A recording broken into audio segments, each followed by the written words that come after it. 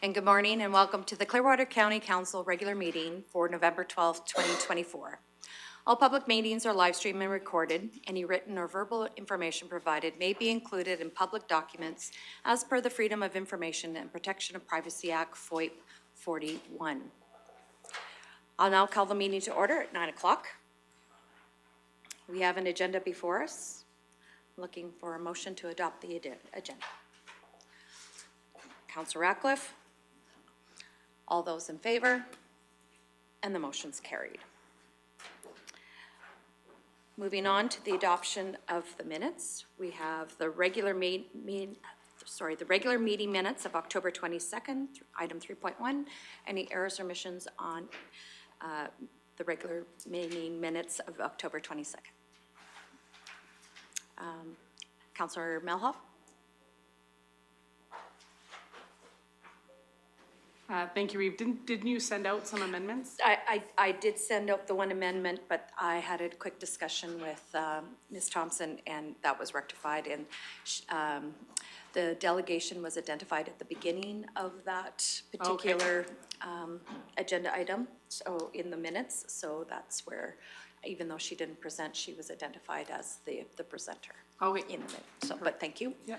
So looking for an adoption for the regular council meeting minutes of October 22nd. Councillor Graham, thank you.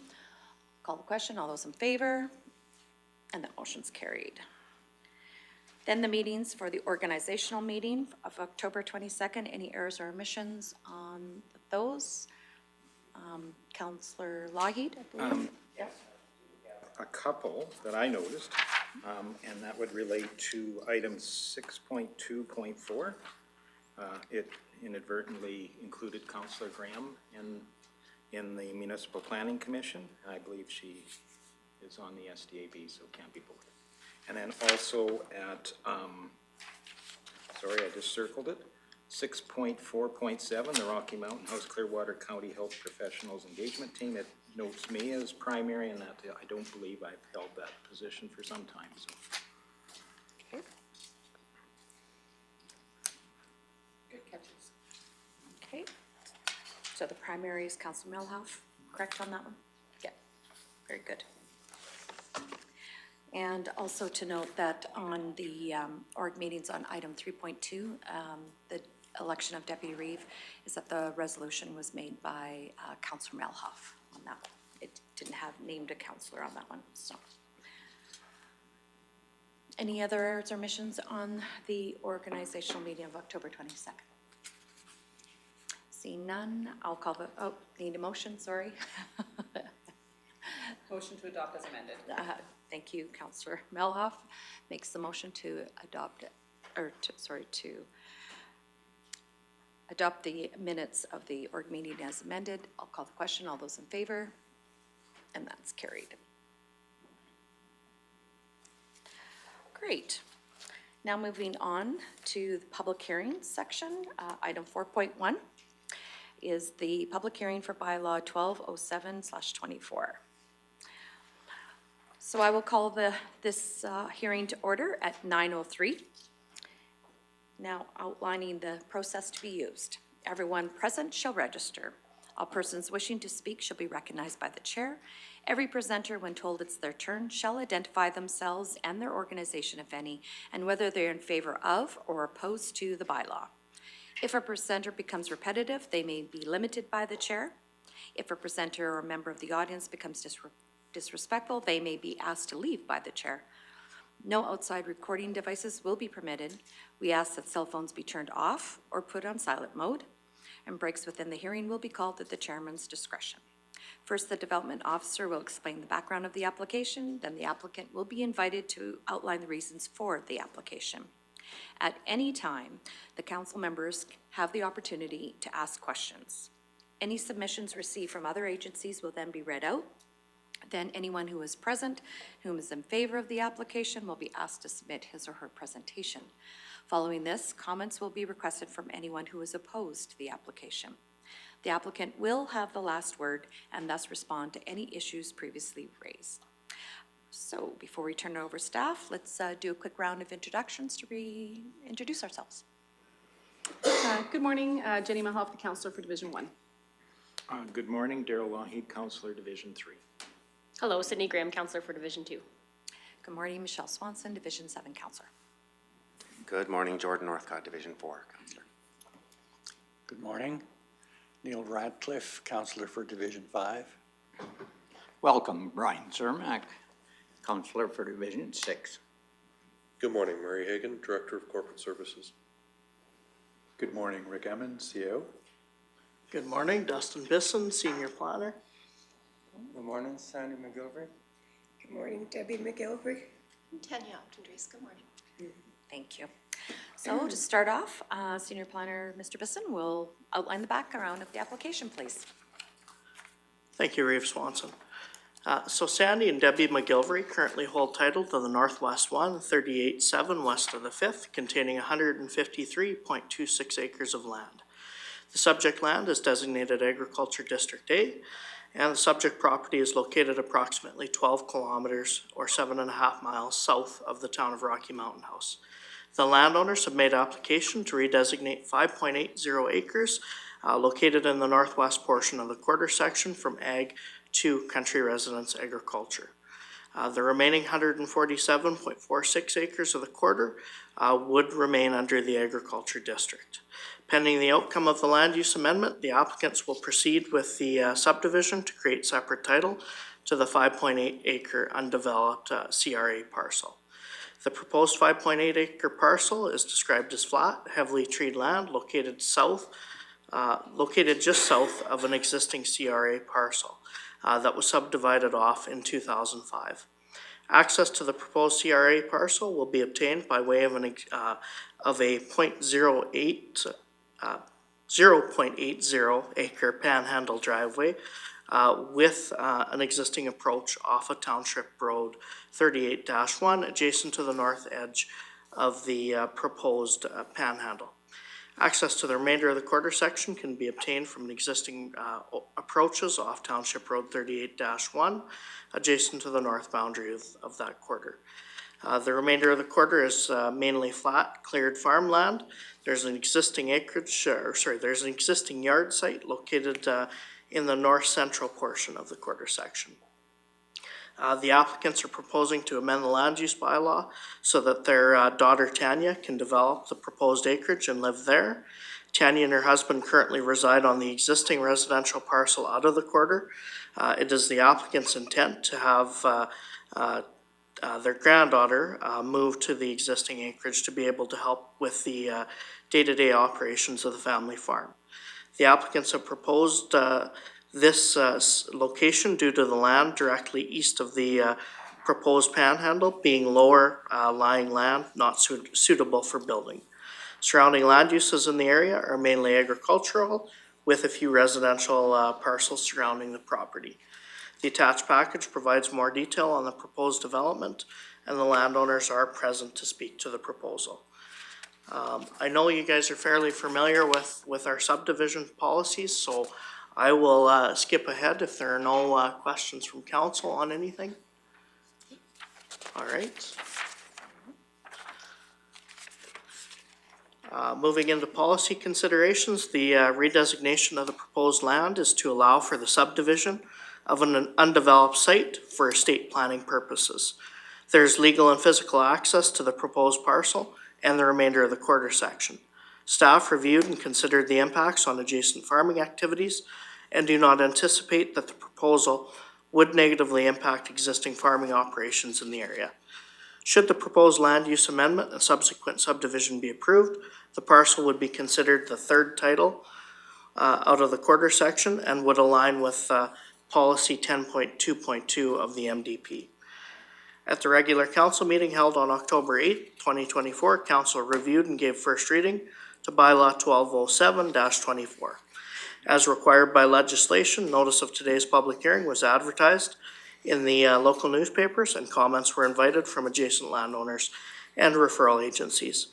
Upon the considerations of the representations made at the public hearing, council will consider whether or not to grant second and third reading to Bylaw 1207-24.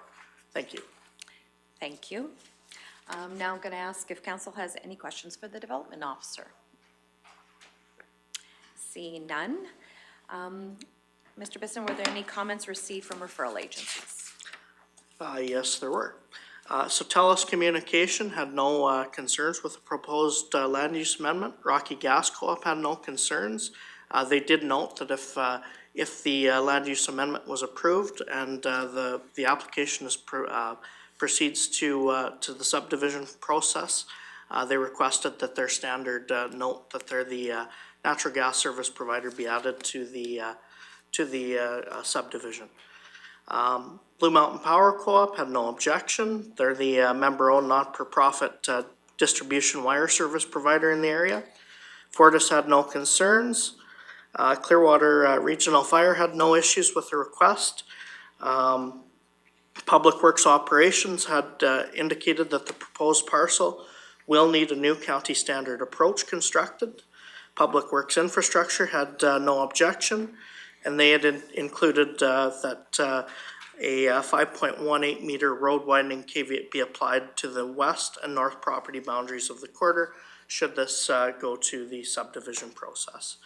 Alberta Transportation and Economic Corridors' primary concern is protecting the safe and effective operation of provincial highway infrastructure and planning for future needs of highway networks in proximity to the proposed land use amendment. Transportation and Economic Corridors offers the following comments. Number one, we have no objection to the proposed land use amendment. Number two, pursuant to section 6.183 of the MGA, the department expects the municipality will comply with any applicable items related to the provincial highways in the ALSA plan, if applicable. Pursuant to 618.4 of the MGA, the department expects the municipality will mitigate the impacts of traffic generated by developments approved on the local road connections to the highway system in accordance to Policy 7 of the provincial land use policies. Alberta Health Services is satisfied that the application poses minimal risk to public health. They did note the proximity of the proposed site to being within 850 meters of the Clearwater River and 1,500 meters of the Prairie Creek. They also included their standard setback requirements from existing septic systems, water wells, and that sort of information. Additional mapping of the current surrounding land uses, floodplain mapping, 1 to 100 year hazard areas, existence of neighboring wells and sewage systems should be done in order to ensure that section 15 of the NGS has been met. The Municipal Planning Commission reviewed the application on October 16th. MPC recommends that Council favorably consider second and third reading to the Land Use Amendment Application 20-24. The MPC also discussed the panhandle access to the proposed parcel and whether it would be more appropriate coming off the undeveloped road allowance to the west, which would need to be upgraded to meet county policy. Thank you. Thank you. At this time, I will now offer the applicant to speak to your proposal and add any comments to support your request or respond to any of the agency comments. Anthony. We just have had this property in our family since 1947. My mom's family purchased it, and we just would like to keep it in the family. My daughter and her husband and our 2 granddaughters were unable to come. They were getting feed for their 4-H steer today, so but yes, they're hoping to take over the family farm, and I would still love to be on the land as I grew up there, and it's near and dear to my heart. And yeah, if there's any questions, I'd be happy to answer. All right, thank you. I'm just very excited about it because my grandpa bought the next quarter to us, and so I always remember going to his place when I was little, and I've loved having our daughter and her kids and grandkids close, and it'd be nice to keep it in the family. and look after us when we get home. No, yeah. Absolutely. Yeah, yeah.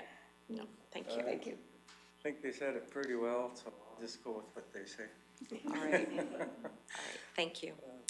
Now I'm inviting any member of the public wishing to speak in favor of the application. Seeing none, Mr. Bisson, were there any written submissions in favor of the request? No written submissions in favor to the proposal were received. You. I will now invite any member of the public wishing to speak in opposition of the request. Again, seeing none, Mr. Bisson, were there any written submissions opposing the request? No written submissions in opposition to the proposal were received. And this is the applicant's time for any final remarks. And before I close the hearing, do you have any final remarks, or you're good? All right, so at this time, we'll close.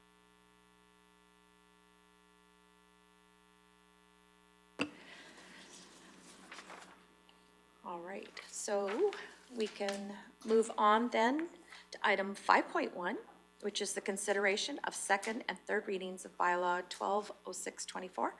Again, I'll turn the floor over to Mr. Bisson.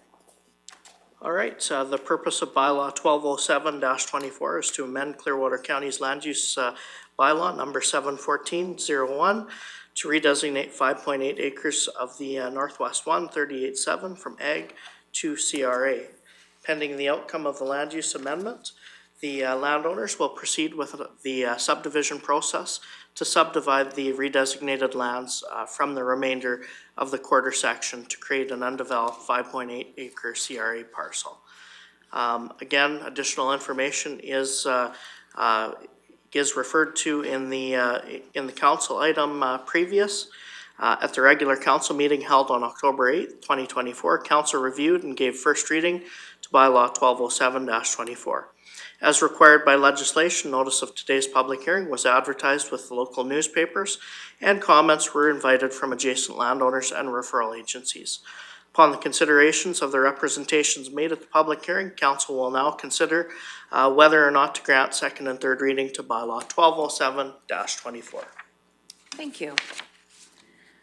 All right, so now I'm opening up the floor for council for discussion or motions for second reading.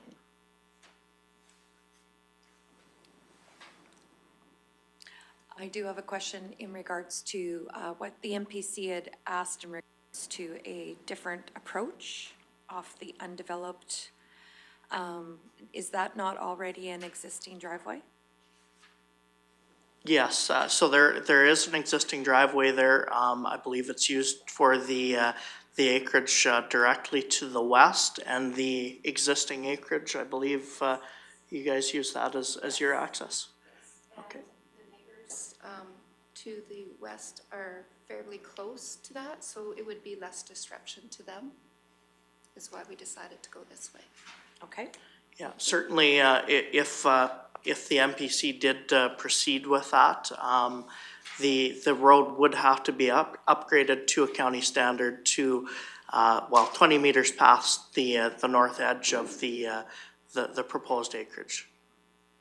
Okay, thank you. Councillor Malhoff? Thank you, Reeve. Just a question. What would happen if that road was ever to be, because it is an existing road allowance, would then the acreage owners that are along it they must utilize that to pull pressure off of the main road? So would that be on a caveat on title or something where they then must use an approach off of the road allowance? I'm not sure on the two existing subdivisions that are there, but it's certainly something that could be added to a new acreage if that was the decision of the Municipal Planning Commission. Yeah, go ahead. Because for me, it's not something I want to force them to have to build a road allowance, but if that road was ever to be built, I think it'd be appropriate that it get utilized then as an access road, especially since the driveways of the other ones are already on the road allowance. I think Rick wanted to. Yep, go ahead, CO Emmons. Thank you. If it helps, Councilor Malhoff, typically in these type of situations, it's more about landowner choice. The established existing yards and some even privacy. Going through the application process, it's important they have access off a municipal right-of-way, which they do. So the ability is there, but we've never forced that. If they choose to maintain a private driveway in undeveloped road allowance, that's an option as well. As long as the ability is there, they can access off municipal road allowance. Okay, Bob. Yep, go ahead, Mr. McGovern. Couple of reasons there. Number one, to the west, there's a hill. And we go in and out of there with trucks and trailers, so visibility, so that makes it safer with the panhandle. And the other thing, there was approval for an approach coming off the east-west road for the present existing. That was part of, before that, in 2000, back in 2005. So there was approval at one time for that approach. So that's just a couple of things. Thank you. Councilor Mello? Thank you, Reeve. For me, we had already discussed the location being that it's less ideal agricultural land, so I don't think we're taking a big chunk of land out of production here. Also, when we did the MDP, this is exactly what I had in mind. Generational farming is important and extremely needed in agriculture in particular. So I would be pleased to make the motion for second reading. Thank you. It's not only agriculture, we got deer out there too, elk and moose, so we're supporting a lot of the wildlife. All right, for sure. All right, Councilor Northcott? Oh, I did No? not, I did Okay. not push my button. Okay, Councilor Surma? Yeah, Mr. Bisson, you had said during your first that there was an approach coming into that panhandle that's pre-existing, but then you said it had to be rebuilt. And if it was approved once, why does it have to be rebuilt again? So it was my understanding, when the application came in, that there was an approach there. I believe Public Works went out and inspected it, and there's in fact no approach currently going into the proposed site. And so they've included in their notes, that an approach needs to be built and built to county standard. Oh, so it was approved before, but it was never built? Or it I wasn't don't ever? believe there was ever an approach approved there. Oh, okay. Yeah, we just use the existing road in there on the first subdivision. Oh, okay, And it's not that far off the main road, it's just in and turn in. yeah. So I just that's why. didn't want to see extra burden to the Yeah. acreage owner. If there's an approach there and it's being approved, why do we have to redo it again? It was Okay. an option that we could Yeah. use, but we were able to. Good, thanks. All right, so motion on the floor for second reading. If there's no other comments or questions, I'll call the question. All those in favor of second reading? Those opposed? And that motion's carried. Looking for a motion for third reading. Councilor Cermak? Motion for third reading. Thank you, Councilor Cermak. Any other comments or questions before I call the question? Seeing none, I'll call the question. All those in favor of third reading? And those opposed? And that motion's carried. Thank you very much for coming in today. And, yeah, we look forward to seeing how things progress over there. You bet. Thank you. Yeah, and continue farming. So we're about 6 minutes away from our next public hearing. Maybe we'll just take a quick break.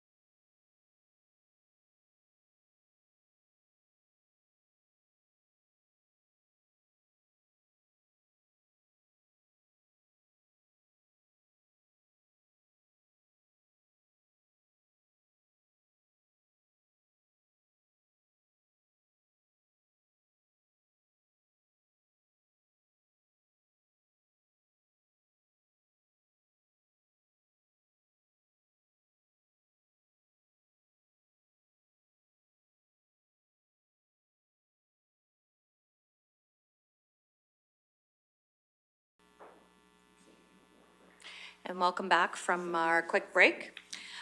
We are now at item 4.2. It is the 9:30 public hearing for bylaw 1206/24. And I will call that public meeting to order at 9:30. Now outlining the process to be used. Everyone present shall register. All persons wishing to speak shall be recognized by the chair. Every presenter, when told it's their turn, shall identify themselves, their organization, if any, and whether they are in favor of or opposed to the bylaw. If a presenter becomes repetitive, they may be limited by the chair. If a presenter or member of the audience becomes disrespectful, they may be asked to leave by the chair. No outside recording devices will be permitted. We ask that the cell phones be turned off or put on silent mode, and breaks within the hearing will be called at the chairman's discretion. First, the development officer will explain the background of the application, then the applicant will be invited to outline the reasons for the application. At any time, council members have the opportunity to ask questions. Any submissions received from other agencies will then be read out. Then anyone who is present and whom is in favor of the application will be asked to submit his or her presentation. Following this, comments will be requested from anyone who is opposed to the application. The applicant will have the last word and thus respond to any issues raised previously. So before we turn it over to staff for the background, let's take a moment again to do introductions. Welcome Jenny Melhoff, Division 1 Counselor. Good morning, Daryl Lougheed, Counselor, Division 3. Hello, Sydney Graham, Counselor for Division 2. Good morning, Michelle Swanson, Division 7 Counselor in Reeve. Good morning, Jordan Northcott, Division 4 Counselor. Good morning, Neil Radcliffe, Counselor for Division 5. Welcome, Brian Cermak, Counselor for Division 6. Good morning, Murray Hagan, Director of Corporate Services. Good morning, Rick Emmons, CAO. Morning, Adrian Clark, Planner. Good morning, Sheldon Vanderveen, applicant. Thank you. So right now, we'll move on in, and I'll ask Mr. Clark if he could outline the background of the application, please. Thank you, Reeve Swanson. William Nelson currently holds title to the Northeast 241-6, which contains 160 acres. The subject land is in the agricultural district and is located approximately 25 kilometers northeast of the town of Rocky Mountain House. Sheldon Vanderveen, on behalf of William Nelson, has made an application to redesignate 21 acres located in the northeast portion of the quarter section from agricultural district to intensive agriculture. The remaining 139 acres of the quarter section will remain under agricultural district. Pending the outcome of the land use amendment, the applicant will then proceed with the subdivision application process to create a separate title to the 21-acre intensive agriculture parcel. The proposed 21-acre intensive ag parcel is undeveloped. Access to the proposed intensive ag parcel will be obtained from new access off of Range Road 6-1. Access to the remainder of the quarter section can be obtained from existing access off of Range Road 6-1 adjacent to the east property boundary. The applicant is proposing to amend the land use bylaw to allow for the creation of AV boarding, a small horse boarding facility, which will provide adequate safe space for up to 6 to 8 horses. This facility will contain horse corrals to house the boarders. Feeding will be monitored and additional supplements or medications will be administered as needed. The facility also provides additional amenities as clients will have access to our outdoor riding arena during business hours. The applicant has indicated future expansion into small cattle operation or beekeeping. The proposed land use amendment would also allow the applicant to live on site while providing a manageable parcel of agricultural land suitable for starting the proposed business. In addition, it will allow someone to purchase and traditionally form the remainder of the quarter section. The surrounding land use in the area is mainly agricultural and a few residential parcels. The attached package provides more details on the proposed development, and the applicant is here to speak for this proposal. Has council had a chance to review the policies attached with this application?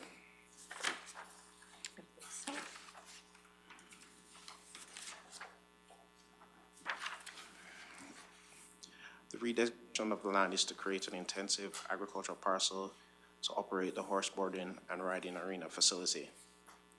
Access to the property will be obtained off of new access off of Range Road 6-1, which is a county maintained road.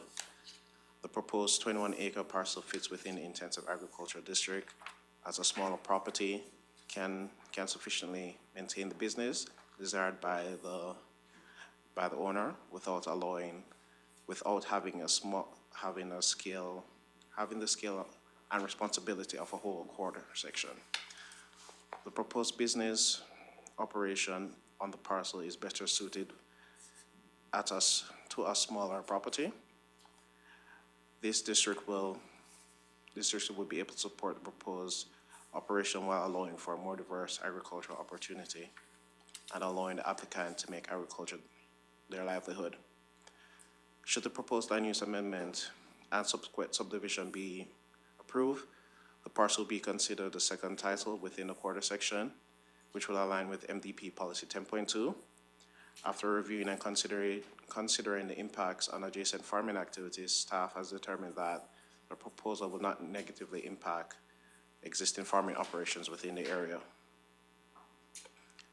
At regular council meeting held on September 24th, council reviewed and gave first reading to bylaw 1206/24. Also, as required by legislation, notice of today's public hearing was advertised in local newspapers and comments were invited from adjacent landowners, referral agencies. Upon consideration of representations made at the public hearing, council will consider whether or not to grant second or third reading to bylaw 1206/24. Thank you. thank you. I'll now ask council if you have any questions for the development officer at this time. Councillor Melhoff. Sorry, thank you, Reeve. With this being named an intensive operation, do you have a manure plan for your horses? I'll just spread it between the two corrals, because I'll probably end up splitting those corrals into a 4-section corral, so I can spread it between the two. And then if I end up having more, then I'll just talk to Bill Nelson for the rest for the manure there, see if I can spread it on his land or adjacent neighbors that I can spread it on. Okay, thank you. See no further questions. Mr. Clark, were there any comments received from referral agencies? Yes, comments were received from referral agencies. TELUS Communication has no concern with the proposal. Blue Mountain Power Corp has no concerns with the land use amendment. Clearwater Regional Fire has no concerns with redesignation. Clearwater County Assessment comment, if approved, the assessment department would like to advise the applicant that the assessment of the intensive ag parcel, if subdivided, will change from farmland to small business. The reason for this assessment change is that the matter relates to assessment and taxation, does not require equestrian boarding as a farming operation. We would advise the applicant to reach out to the assessment department to discuss future and ensure that they are aware of assessment and taxation implications of the proposed use. Public Works Operations has reviewed the application and has no comments or concerns. Public Works Infrastructure has no objections to the request. Agriculture and Community Service has reviewed the application to amend the land use bylaw and has no comments regarding the application. Alberta Health Services, along with their standard setback requirements, they had comments indicating that the redesignation of the 21 acres for intensive agriculture use proposes minimal risk to public health Should the development of our riding arena include on-site drinking or septic facilities, AHS recommends consideration of the following terms be made for the development. MPC reviewed the application on October 16th, 2024. MPC recommended that council favorably considered second and third reading of the land use amendment. MPC provided the following reasons for their decision, as it aligns with previous decisions, meets with policy, and aligns with MDP policy. Those are all the comments received. Thank you. I'll invite the applicant to speak to the proposal and add any comments in support of your request and respond to any of the agency comments. No, I don't really have too much to add to there.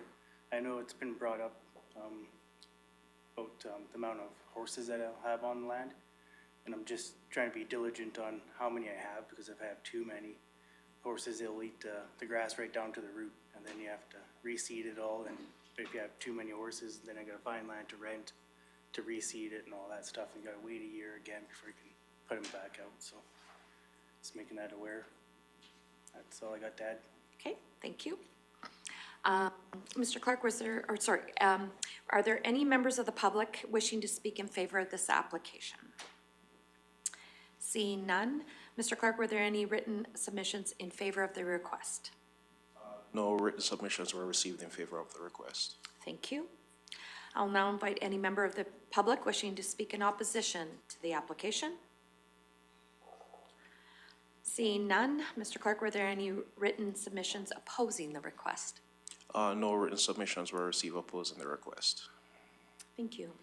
And so at this particular time, it is the final presentation of your remarks for the applicant before I close the hearing. Do you have any final remarks at this time? I'm good, thank you. All right, thank you. So I will now close the hearing at 9:43, and no motions will be entertained at this time. Oh, sorry. Councillor Ratcliffe, I apologize. Hiding over here in the shadows. I have a question for Mr. Vanderveen. Do you understand the implications of the tax rate? Like, do you have a good understanding of what that will mean to your operation?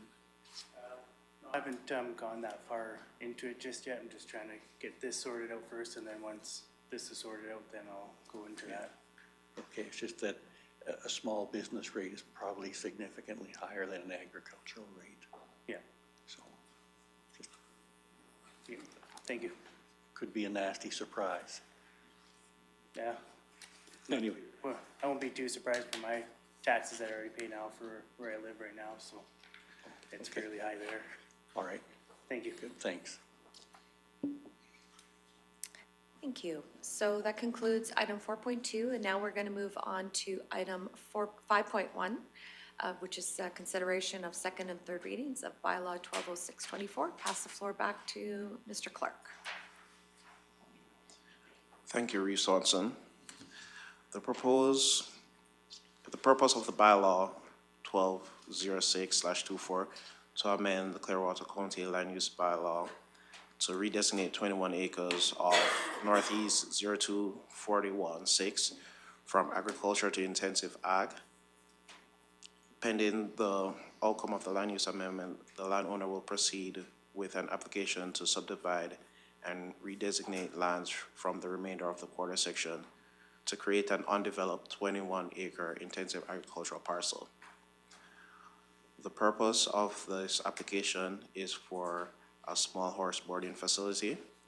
Please refer to the documents attached in the public hearing for further details on this application. At the regular council meeting held on September 24th, 2024, council reviewed and gave first reading to bylaw 1206/24 as required by legislation. Notice of today's public hearing was advertised in local newspapers, and comments were invited from adjacent landowners, and referral agencies. Upon the considerations and representations made at the public hearing, council will consider whether or not to grant second and third reading to bylaw 1206/24. Thank you. Thank you. So now we're looking at second and third readings. If there's any comments, questions, or motions in regards to second reading.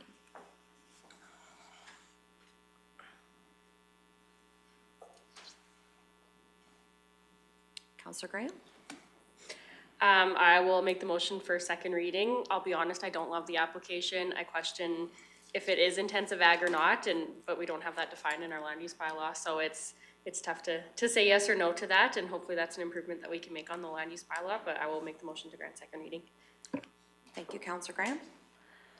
Councillor Melhoff?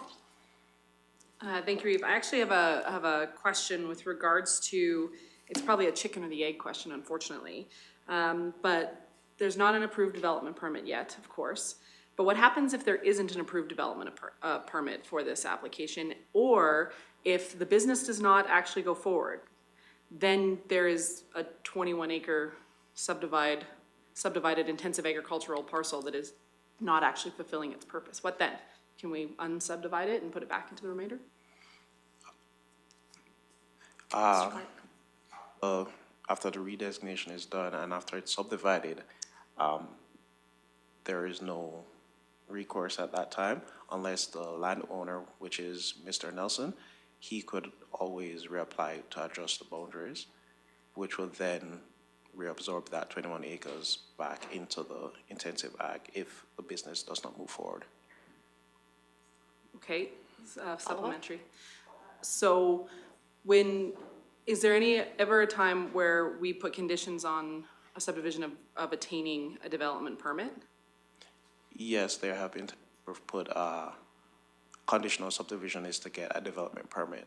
Okay, but that would be at the subdivision That would be at the stage, subdivision not stage. at the land use amendment stage, so Yes. that's next. Yes. Okay, perfect, thank you. Any other further questions or comments in regards to the motion of second reading? I know last week at the RMA, I had some very interesting conversations with some of our fellow rural councillors. And I was surprised to learn that there's actually a high demand for boarding horses. And so that this is actually, and it wasn't necessarily like you're creating an outdoor arena. It wasn't necessarily that it was for an indoor arena, but I was actually, again, surprised of the demand. There was some smaller, they weren't quite as large, but they were very much in demand. So as far as a viable business, I totally understand Councillor Melhoff's concerns in that regard. And I also spoke to a couple of councillors that were closer to the QE2, and they were saying that the young Algarians, which are looking for smaller parcels, there's a lot of young people that are looking for these smaller parcels in order to start their farming because they see little opportunity in purchasing a larger quarter. So we know that the demand is out there, and at the end of the day, I will be supporting second reading because we have to figure out a way to continue to grow our community and keep our residents here. So, are there any other comments in regards to second reading? I'll call the question. All those in favor? Those opposed? That motion's carried. Looking for a motion for third reading. Councillor Cermak. Thank you, Councillor Cermak. Any other questions or comments? I'll call the question. All those in favor? And those opposed? And that motion's carried. Thank you very much for coming in today, and good luck in the next step. Awesome.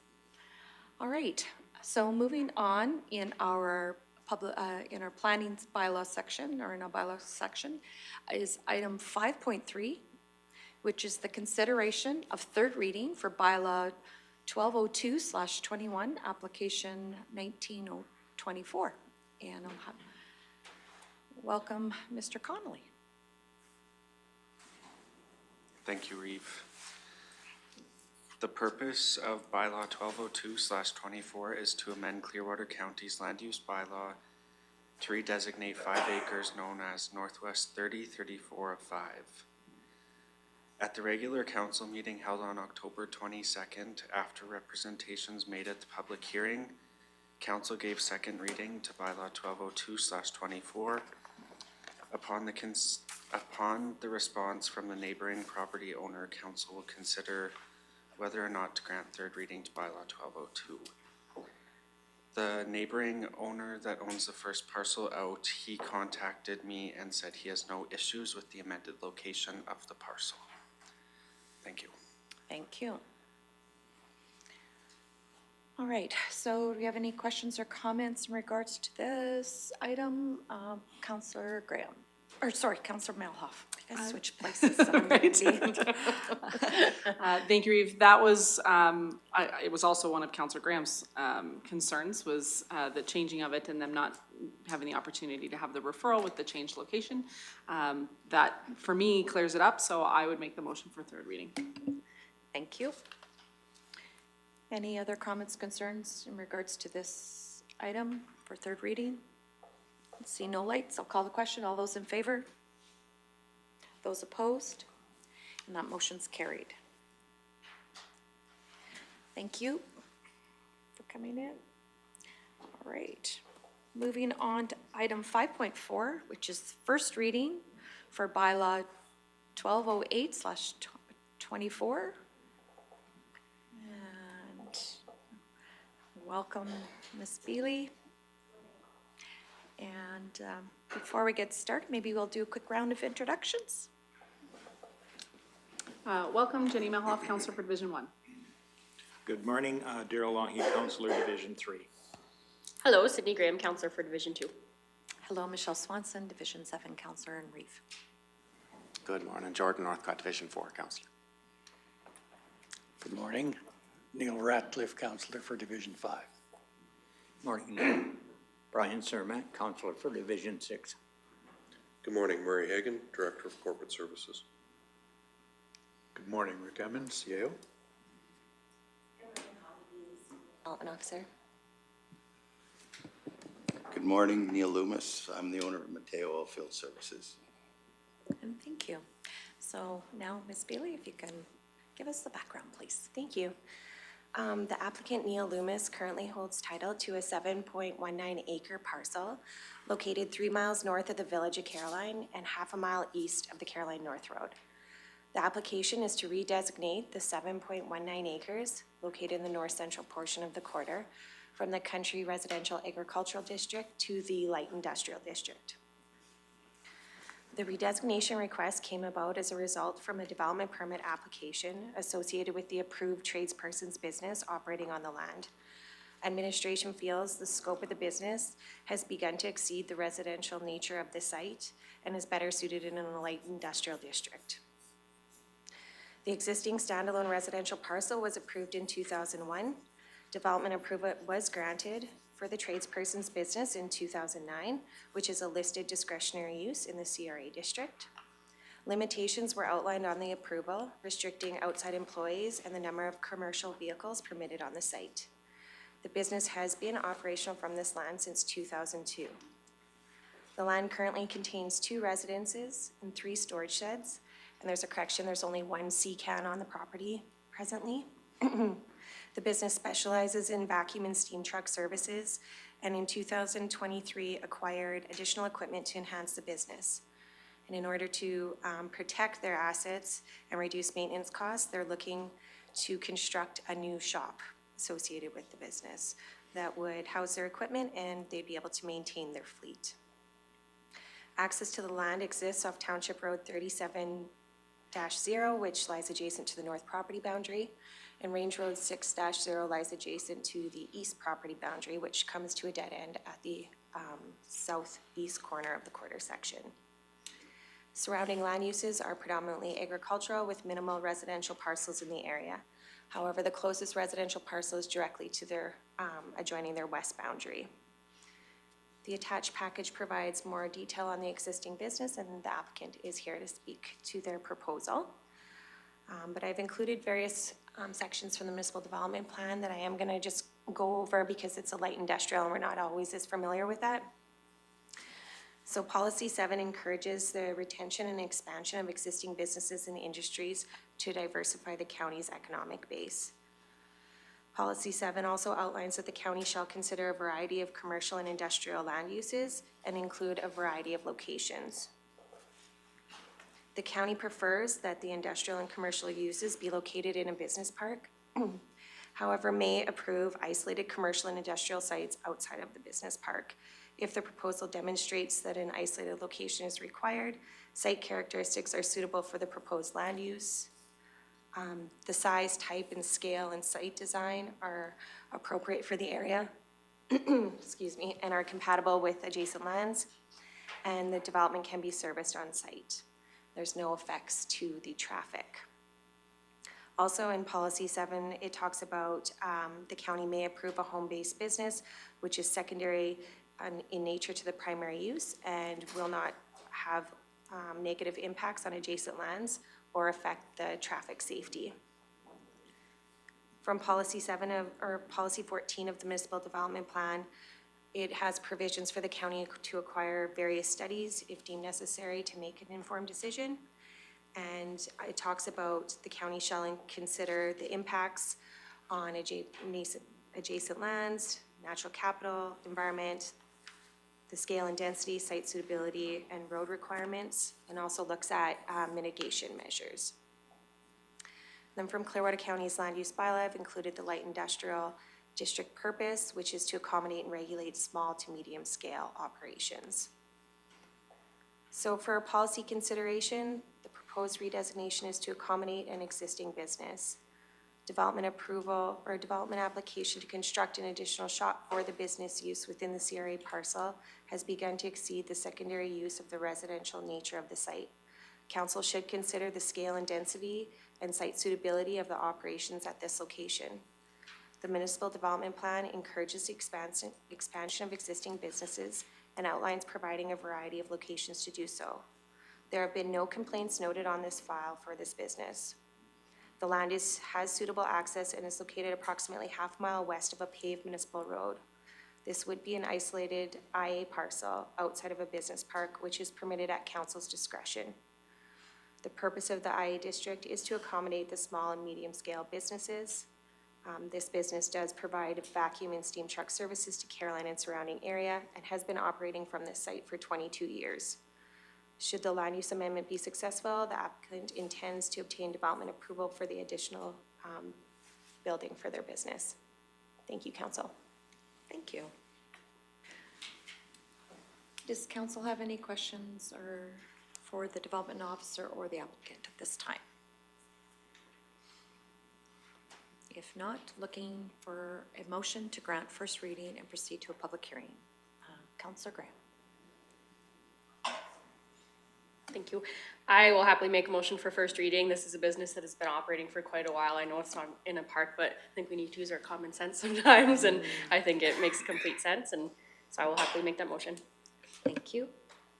Any other comments, questions? Councillor Bylaw. Thank you, Reeve. You said there's two residences on the property? No, just one. Oh, okay, sorry, I'm. Two shops. Two shops, okay, sorry, I misheard then. And I will absolutely be supporting that. One, I'd really like to hear what the public thinks about having some isolated industrial lots with it going out to a public hearing opportunity. But I wholeheartedly believe in the MDP policy 7.2.1, which is encouraging the retention and expansion of existing businesses. As Deputy Reeve Graham had stated, you've been operating without complaint for over 20 years. So I will be supporting the motion on the floor. Thank you. Any other comments or questions before I call the question? Seeing no lights, I'll call the question. All those in favor of first reading? Thank you. Thank you. Thank you for coming in today. All right, moving on then to the first reading of bylaw 1209/24 for the application 22/24 to amend the land use bylaw, and that is Mr. Connolly. Go ahead. Thank Darcy House currently holds title to Northeast 103806 containing 152.83 acres. The subject land is located approximately 15 kilometers southeast of the town of Rocky Mountain House and is just east of the Arbutus Road, adjacent to Township Road 38-2. The purpose of this application is to redesignate 5 acres from the A district to the CRA district. The subject land is described by the applicant as being flat land with a mix of bare land in the northerly portion. The southerly portion can be described as lower-lying, heavily treed land. The applicant has indicated that they use the quarter section for hayland and they would like to sell a residential parcel from the quarter section. Pending the outcome of the land use amendment, the applicant intends to make application for a subdivision to create separate title to a CRA parcel. Moving on to the policy considerations. The proposed redesignation is to allow for the creation of a rectangle-shaped undeveloped parcel situated in the west central portion of the quarter section. The size complies with the CRA requirements outlined in the land use bylaw and is considered the second parcel, third title from the quarter section. This complies with policy 10.2.2 of the MDP. The MDP does not require the second parcel, third title to be developed site for council to consider the application. The proposal can achieve legal and physical access off a county-maintained road, and the remainder can achieve legal and physical access as well. Administration will seek clarification on developable space due to an abandoned well and pipelines going through the proposal. As per policy 6.2.3B of the Clearwater County's MDP, we must require at least 1 acre of developable space. After reviewing this application, it is anticipated that the proposal will pose minimal impacts on the existing farm operations in the area.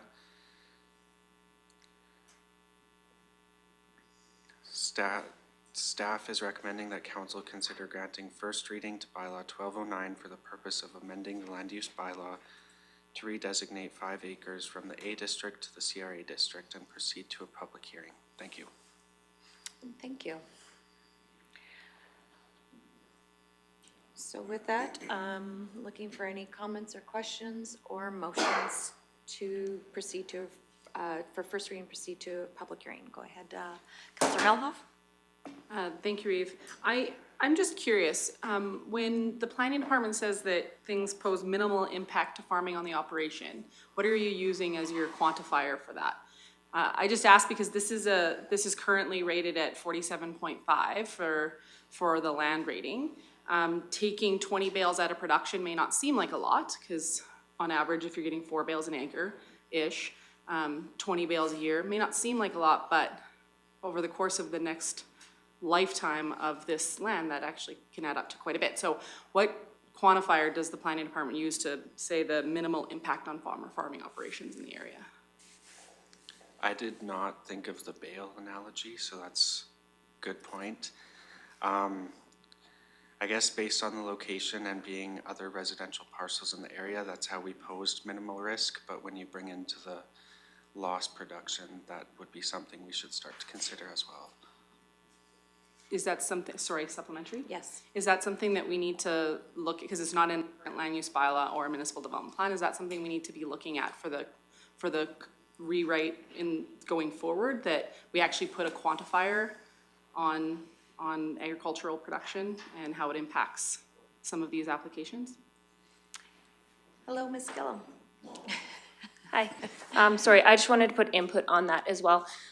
It says, you know, we generally state when it's like a one parcel out that it's minimal impact on the surrounding agricultural operations, meaning that one residential parcel likely won't pose a big impact on the agricultural land around it for, you know, traffic or things that would conflict with it, I guess, is more the consideration there than like the actual agricultural land that is being taken out of production in that statement anyways. It's just that, yeah, that seems like, given if we were to say subdivide the whole quarter section, that would pose more impact on the surrounding agricultural land because there would be more like residential traffic and there may be more conflict there. So that's more what that statement means than the actual quality of the land.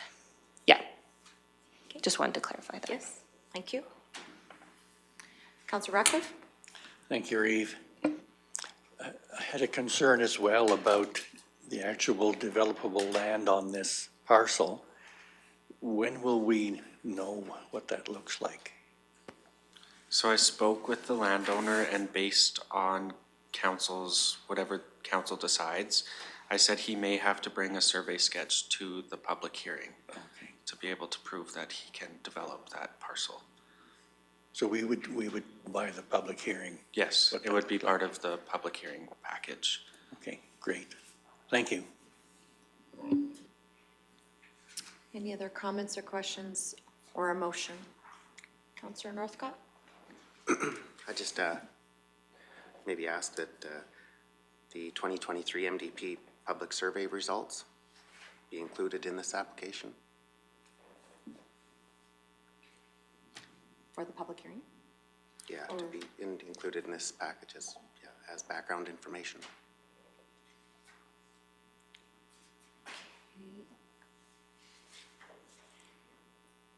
All right. Anything further? No, that's all. Okay. Councillor Ratcliffe? Thank you, Reeve. I would make the motion that council grant first reading to bylaw 1209/24 for the purpose of amending the land use bylaw and proceeding to a public hearing. Thank you. Any other comments or questions on the motion for first reading? I'll call the question. All those in favor? Those opposed? And that motion's carried. Thank you. So being as how we're moving on to new business, and the next item's gonna be one that we're gonna sit for a little bit, I'm just gonna call a quick 10-minute break.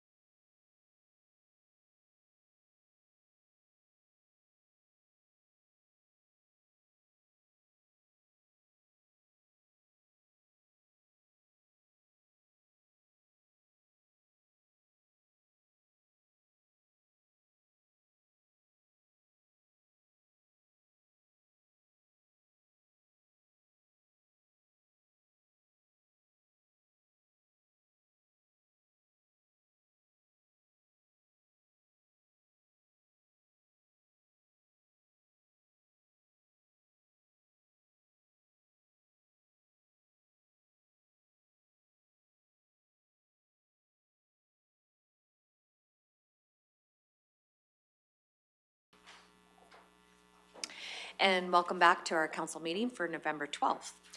We are at item 6.1, which is the Ag Community Services, and it is in regards to the 2024 Ag Recreation Facility Feasibility Study Update. So I'll turn it over to Director Martinson, please. Thank you, Reeve, and good morning, council. As Reeve pointed out, we're going to have a bit of a discussion today about the updated agricultural recreation facility feasibility study that we completed over this last year or so. It was an updated exercise from the 2015 study that preceded this, and certainly after 10 years, there's lots of things to look at and recalibrate, and we hope we've done that. We're pleased with the volume and quality of information that's been collected for us by our contractors and consultants, ISL, and Montaigne Architecture. So I think I'll sort of go through the heart of the study. I won't be going through it page by page. There is a lot of information there. Some of it is kind of background trends and economic development type information, and certainly if council has any questions about that, we can discuss that. But I'll be focusing a little bit more on the meat and potatoes of the study, and so if I skip something that you were really interested in talking about, just go ahead and throw your light on, and the Reeve will interject, and we can chat about that. But I'll take you through what I think is the best journey through this information, and of course it is new to all of us. It's very new to administration, and this is the first time council's discussed it. So there will be, I'm assuming, more discussion to come, and you know, we recognize the fact that this is new by way of the motion recommendation we provided, so that we did kind of have some time to absorb it and talk again in the future. So with that, we will get into you know, the discussion. Project background sort of identifies us county, so we will kind of move through that. We'll move through the community context. Don't really need to explain to this group what our community is about. We know very well in this room where we're at, and you know, it's for the most part just a bit of a summary of Stats Canada and market trend research and things like that. So I will start off discussing section 3, facility research, which is page 12, and I'm going to use the page numbers in the bottom of the document, not in the top right of the agenda package. Forgive me for that. I forgot that we page number things different. So if you're a little bit confused where we're at, I can hold up the document and show you. But yeah, essentially we will start with the page 12 and 13, which is just after the 3.1 existing Clearwater County facilities. So yeah, so that is a little bit odd. You're on page 4 there. See if you keep proceeding, keep going. Yeah.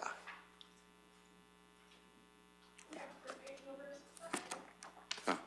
We'll figure it out.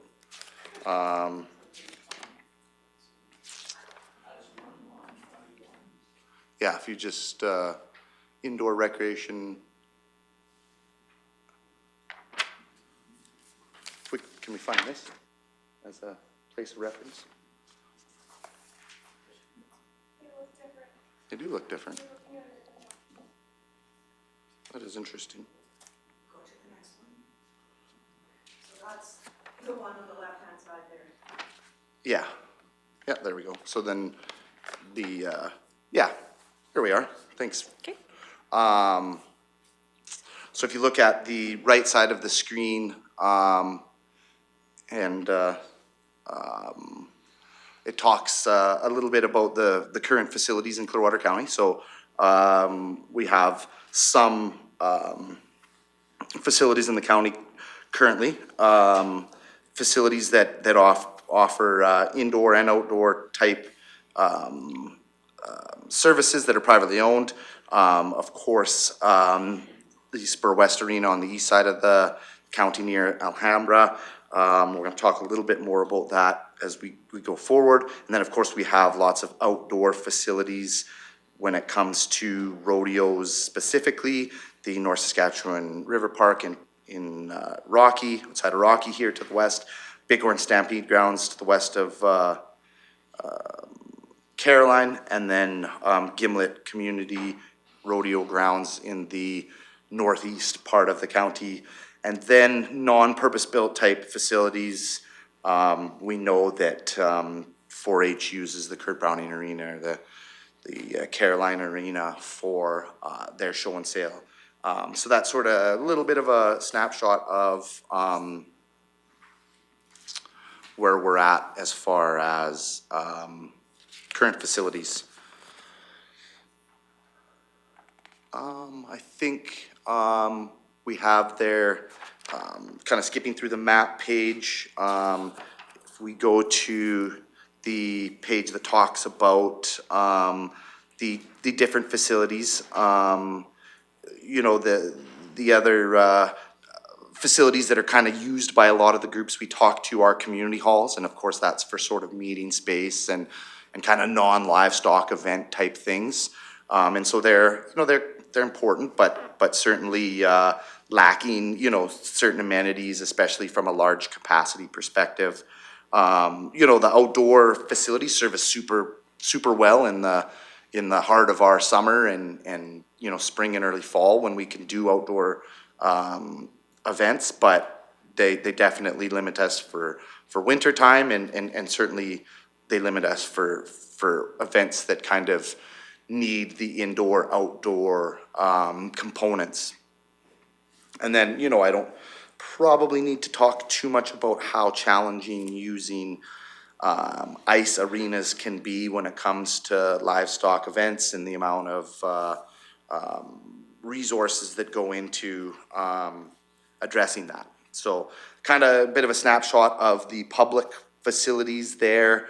The next page is the case study for looking at the Spur West Arena, and that gives us a bit of a understanding and current capacity of what the agricultural recreation facilities that are currently existing here in the county are. And so, you know, I don't think anything new, of course. This facility's been existing in our county for, you know, a bit of time now.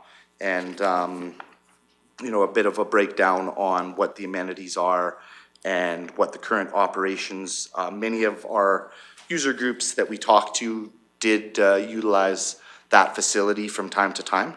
And so, you know, the table 3.1 kind of goes through what the amenities are there and some operations and current use specifics.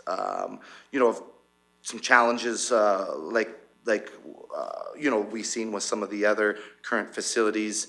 Stabling's a challenge, staging's a challenge, access can be a challenge at times, and you know, some other challenges, you know, associated with large events. So otherwise, it certainly is a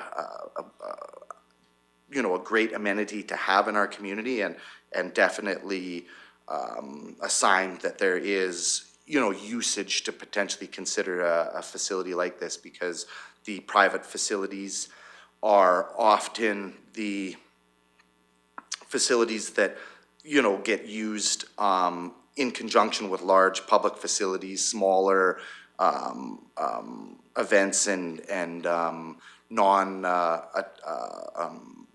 events that don't have, you know, large general public tend to go into the private facilities. So like your practices and your smaller shows and those, you know, tend to kind of feed the usage for large public events. If you look at, you know, places like Clarisholm, they have a large private facility, and one of the, large amount of private facilities, and they happen to have, some of the best public facility that people talk about. And I think that sort of speaks to the culture and Western heritage of that region of Alberta. Moving along then to look more at the facilities in central Alberta, so kind of around us. You kind of see a map there, sort of looking at some of the better known facilities, or the facilities that were identified by staff and the folks that we surveyed.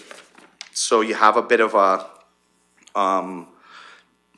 comparison on table 3.2 that goes through the different facilities, including Spur West, but also Ponoka, Calnash Center, the Rimbey Agram Center, Thorsby, Haymaker Center, Olds Regional Exhibition, Cochrane Ag Society Facility, Stettler District Ag Society Facility, the Drayton Omniplex, and the Benalto Ag Society Facility. And so we have a pretty good comparison of the different amenities there, and I think a good comparison, but also, transitioning from table 3.2 to the next table, 3.3, what we found going through this amenity comparison was there was a set of amenities that kind of became typical or standard facility amenities that a lot of these facilities had in common. And so that was really, a good bit of information for us to focus on when it came to what a potential facility could look like in this county and what amenities, would make up that typical facility. So yeah, 3.3 sort of outlines what those typical facility amenities could look like.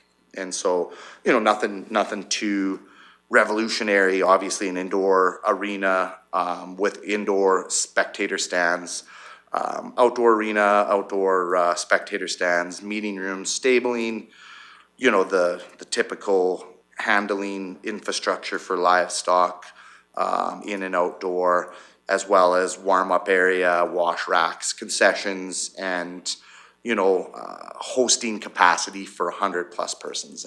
And that hosting capacity is a bit of a suite of amenities, including the amount of bathrooms you need and things like that. So it's sort of a catch-all area. So I think kind of with that, we'll be picking up on these typical amenities further on in the presentation, but that definitely is a key bit of information, I think, housed in this study. Moving along into kind of the rental rate comparison. Yeah, right there. So the right side of your screen above us talks about roughly what the rental rates are for these facilities around us, and what the different costs or what the different groups would pay to utilize these facilities, depending on what they were doing, if it was just a small event or a large event that included stabling and things of that nature. Next is another case study, this time of Ponoka Ag Event Center, just a bit more of a deep dive into what that facility looks like. Probably a bit of a Cadillac facility when it comes to the amenities and size and quality of amenities, located, probably in the heart of livestock-based events, being in the Highway 2 corridor and being in Ponoka that has a lot of history in the livestock show of event. I might just stop if Yep. there was a question that was specific to this area. Yep. Councillor Mihaloff? Sorry, thank you, Reeve. Sorry, it's actually a page before that, so I apologize that we're kind of having to backtrack. Sorry, I didn't notice you. No, that's fine. Are we comparing like apples to apples? Are all of these facilities set up for public occupancy? Like, because it's very difficult for us to say that Panoka compares to, Thorsby compares to Drayton Valley, if they don't all have the same occupancy structure and/or permits, so are they actually set up the same, and are we comparing like to like? So, yeah, I think there's a couple things there that probably should be clarified, and thanks for asking that question. So if we go back maybe just to the page there that's in front of you with the table 3.2 where it literally compares the amenities in each facility. All of them except for Spur West are public facilities. So Spur West is a private facility, it doesn't have the same public occupancy required from a building code, fire code perspective right now. The rest of the facilities on the list are public facilities, and they are, now I don't know for sure where their approvals and regulatory status are, because of course none of them are housed in this county, so they're not, we don't have those details, but we can assume so, that these facilities have these approvals and permits for that public occupancy. As far as the quality of the amenities, to be able to say, do they have it or not? We talk a little bit, a trendy word in this day and age is buckets. We like to put things in buckets, and we see these in presentations and stuff. So I'm gonna use it, being the trendy agriculture person I am. You gotta have some sides to the buckets, but the tops are pretty well open. If we narrow that bucket, now we have a bottle, and it's hard to put stuff in bottles. Bottles usually just empty. So we did have to cast a bit of a, wide net to say, yes, it has, let's say, wash racks. Well, was one wash rack comparable to 10? No, there's a quality difference there. But, does it have wash racks or not? Yes. And so now on the flip side, is, a small coffee room with a table in it, a public meeting space? Probably not. So there was lines drawn as far as what constituted certain amenities. And yeah, I wouldn't say everything's apples to apples. I think it's definitely fruit to fruit.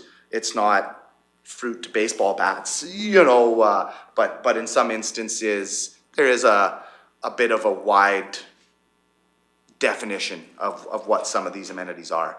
Does that help council understand what we're comparing here? Because it's a great question on what we are comparing.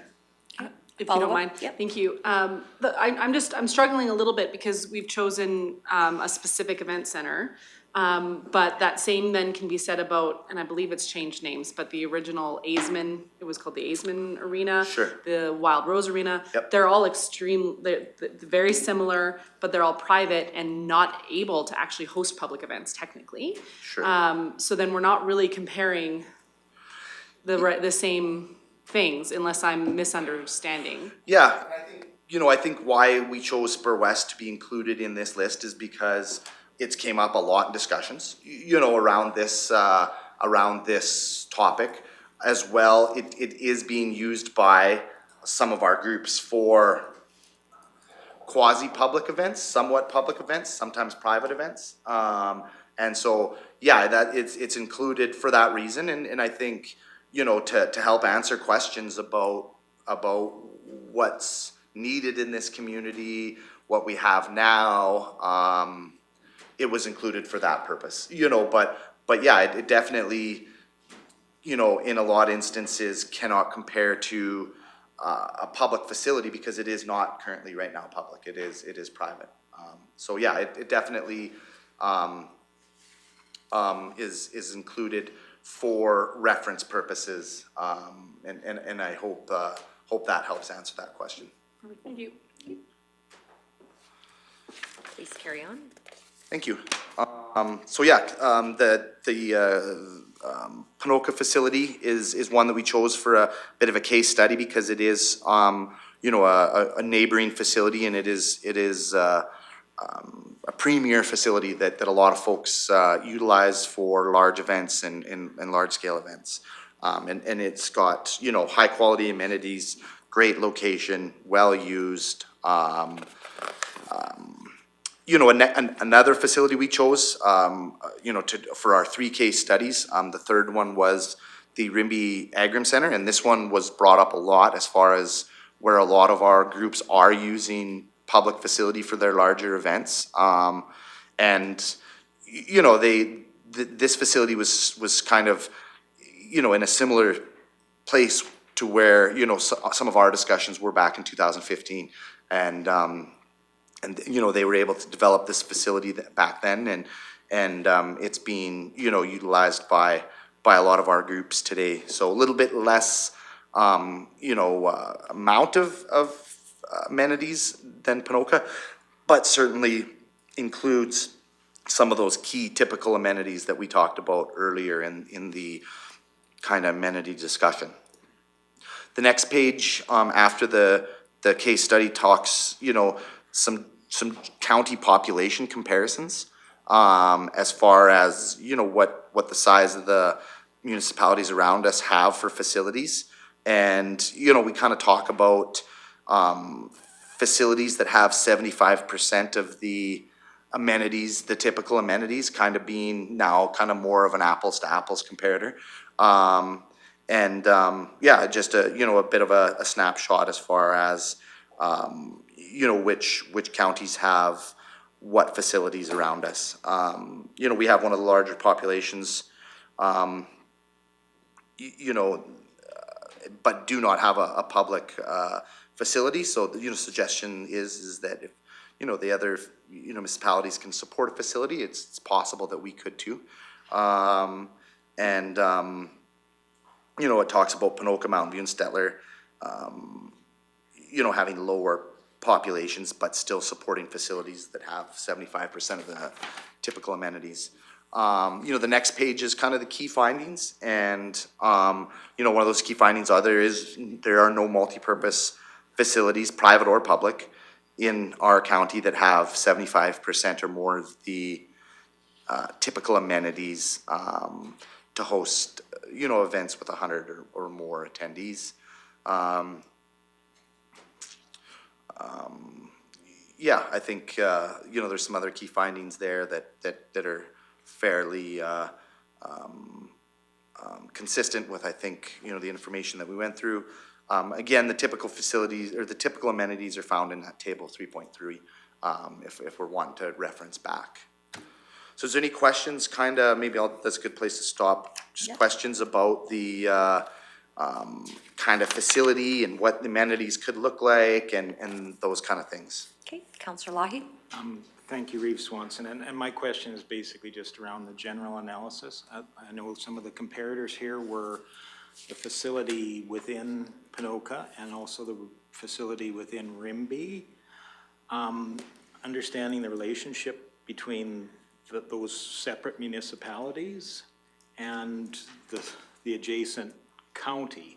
So my understanding is neither of those facilities are actually within within that Ponoka County. They are within another municipality, and understanding that relationship of how that works, because of course we're considering where a facility might go, and partnerships with some of those inclusive municipalities might be a go-to, and just understanding how that works in Ponoka County. Yeah, that's a good point. Both of those facilities we did case studies are in the urban component, you know, in the town of Rimbey, I believe, and city of Ponoka, maybe town of Ponoka. You know, in fact, so is the Stettler Agriplex that is in Stettler, and so is the Drayton Valley Omniplex. The Haymaker Center, I'm not as familiar with that one, so it would be in Thorsby. So actually, all of them are in the urban components. You know, I think a lot of that is because of the desire for servicing and things like that. And we'll get a little bit into the site selection criteria, but yeah, it is a you know, a good point and, you know, certainly a discussion as far as, you know, economic development and, access to services versus ability to develop, you know, and it has to be in the right place in these urban. It is at times, you know, similar to a heavy industrial than a commercial activity, just by way of the amount of tonnage that gets hauled in, whether it be livestock, whether it be paneling, whether it be footings, and then, you know, there's tonnage hauled out, obviously, at the end. And so, yeah, those are sort of good points to understand as far as actual physical location. Yes, so the population number we see there is indicating the population of the county, not necessarily the entire catchment area for that facility? That's correct, yeah. So as far as population goes, it's referenced to the county, and I think that's more relevant to, even though a lot of these facilities, so this study was done really focusing on user groups and less focusing on attendees. And sometimes those are the same people. You know, 4-H, let's say 4-H North has an event, you see a lot of 4-H South people going there. You know, number one, to spy on them and see how they can make their event as good. But also, when you're into those things, that's what you do for your hobby or your activities. You also do it for your entertainment. So, yeah, the populations are of the rural municipalities around it, and that's in reference to the amount of folks in those rural municipalities and probably a ratio of them being users. Whereas I'm not suggesting that there is not folks that live in more urban environments that aren't users. I think the Reeve accurately pointed out the stabling, you know, in a presentation earlier this morning, how stabling is becoming and housing. Stabling's a, you know, a broad term. Does that mean a horse shelter and a pasture? Or does that mean heated stabling with, you know, services provided? That can be a broad perspective, but there is more demand from urban folks to house their livestock, because you can't house livestock typically in urban centers. Sometimes there's exemptions for chickens, but I've yet to see a town or city that has an exemption to have your horse in your backyard. So if you're gonna have your horse, you stable it elsewhere or you pasture it elsewhere.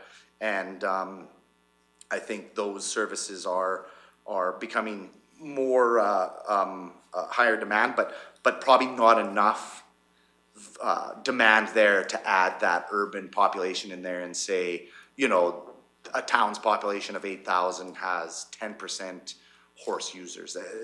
There's probably not a significance there. Okay, follow? No, thank you very much for that clarity. Yeah, thanks for pointing that out. It's a good point to make. Thank you. Councillor Ratcliffe? Thank you, Reeve.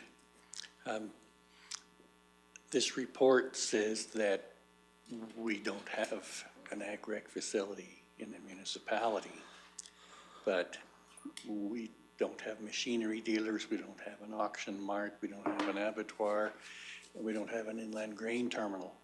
So it makes me wonder, of these populations, what percentage or what numbers are actually involved in agriculture?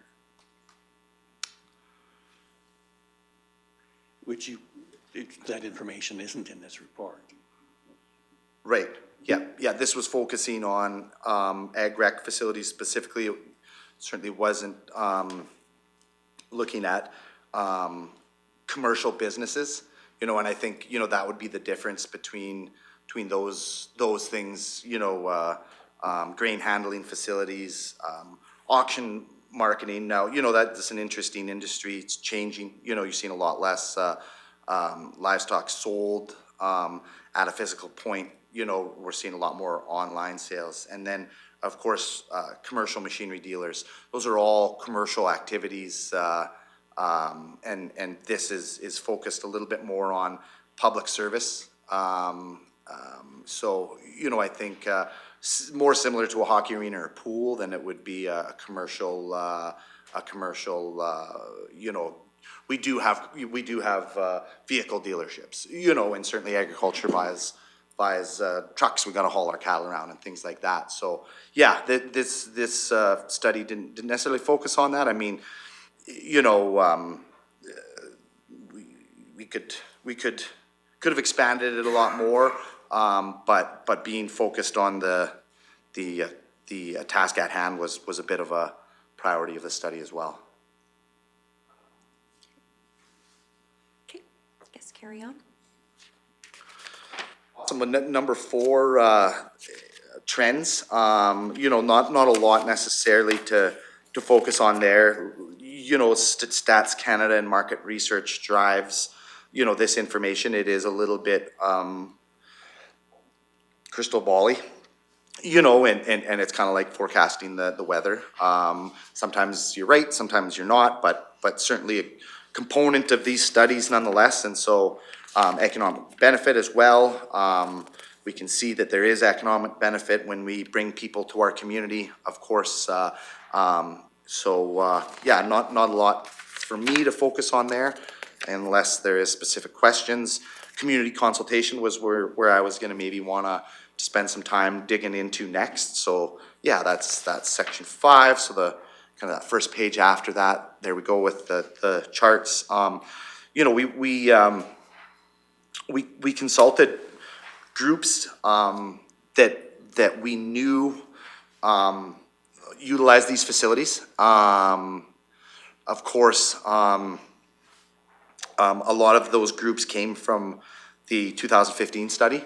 Some groups weren't available anymore. You know, there was new groups that we wanted to talk to, but that was the starting basis for that. And you know, if council wants, you know, some different kind of consultation, we can absolutely do that. But you know, we focused on the groups using the facility so that we get an idea of what a facility could look like. It wasn't, you know, this wasn't intended on understanding, you know, if people wanted a facility or not. That's, you know, that's a different scenario. And so that's why the consultation was narrow. If you had never used a facility before, you know, your opinion on what amenities should be in a facility would not be as valuable to us if you were a group that used a facility 5 to 10 times a year. And so we wanted to hear from those groups. And so that I think sort of formed the philosophy behind, you know, what groups were consulted. A tremendous amount of youth groups. They were predominantly the main group. And this is, you know, like a lot of recreation, like a pool, like an arena. They are serving a big chunk, a core chunk of their clientele that they're serving are youth. And I think that's important, you know, to our communities, that our youth stay busy, and that they get often the lion's share of the consideration when it comes to how the service is provided. Now, around the edges, when, you know, it's like the hockey arena, when can't make the kids play hockey at 10 at night, but the old timers might want to then. And you know, we play little beer leagues hockey at that time. And so, you know, there was also other groups like adult groups that were then also consulted. And often, you know, youth usage, you know, is often, you know, not cost recovery or not charged data, you know, but the adult usage can be, you know, cost recovery and things. So they do work together that way. But yeah, lots of youth groups, lots of lifestyle and agricultural activity groups, sports and recreation groups. So it wasn't just necessarily agricultural. There's other sports. You know, we from time to time say, for instance, early spring baseball. They want a place where they can whack balls and they're not going to hurt anything. You can often do that in these facilities because they're large, they're heavily built and things like that. So there's other groups that were outside of the specific agricultural recreation that were also considered. Businesses in the county that would also book a facility for a commercial pursuit, and then community building. So, you know, outside of agricultural recreation, but still, you know, doing something for the community and you know, things like trade shows and chambers of commerce and things like that. So that sort of was who we consulted. Age range, you know, you see there on that graph, as far as who were members of the groups that we, now we weren't consulting the 5-year-olds, what do you think should be in this facility? We were consulting their club leaders or their umbrella groups. But yeah, a very wide range of ages represented in the groups that we consulted with. And we consulted with these groups, through surveys, but also interviews. So there was sort of two main methods of consultation there. The next page talks a little bit about, expected growth. So are the groups, getting larger in our community, or are they staying the same, or are they declining? We see, half the groups are growing. We're seeing that in 4-H again, after a bit of a lull or a plateau. 4-H groups are slowly growing, in this community. A good chunk of them figured they'd probably remain stable, and a few are seeing themselves decline.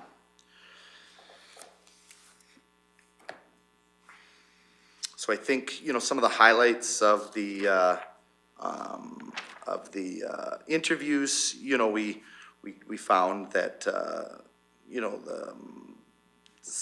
lot of candid discussion about, using facilities, the facilities that are currently being used in the county are small or challenging. Talk about having to go to Rimbey, it's a little bit far away, especially for those in the central and south part of the county. We get into the northeast part of the county, a lot of people in our county consider themselves as the Rimbey community. They've got Rimbey mailing addresses, and Rimbey's where they get their mail. So, that is a charm of this big county that we're actually built with many different communities in mind. So what is your community and not is debatable.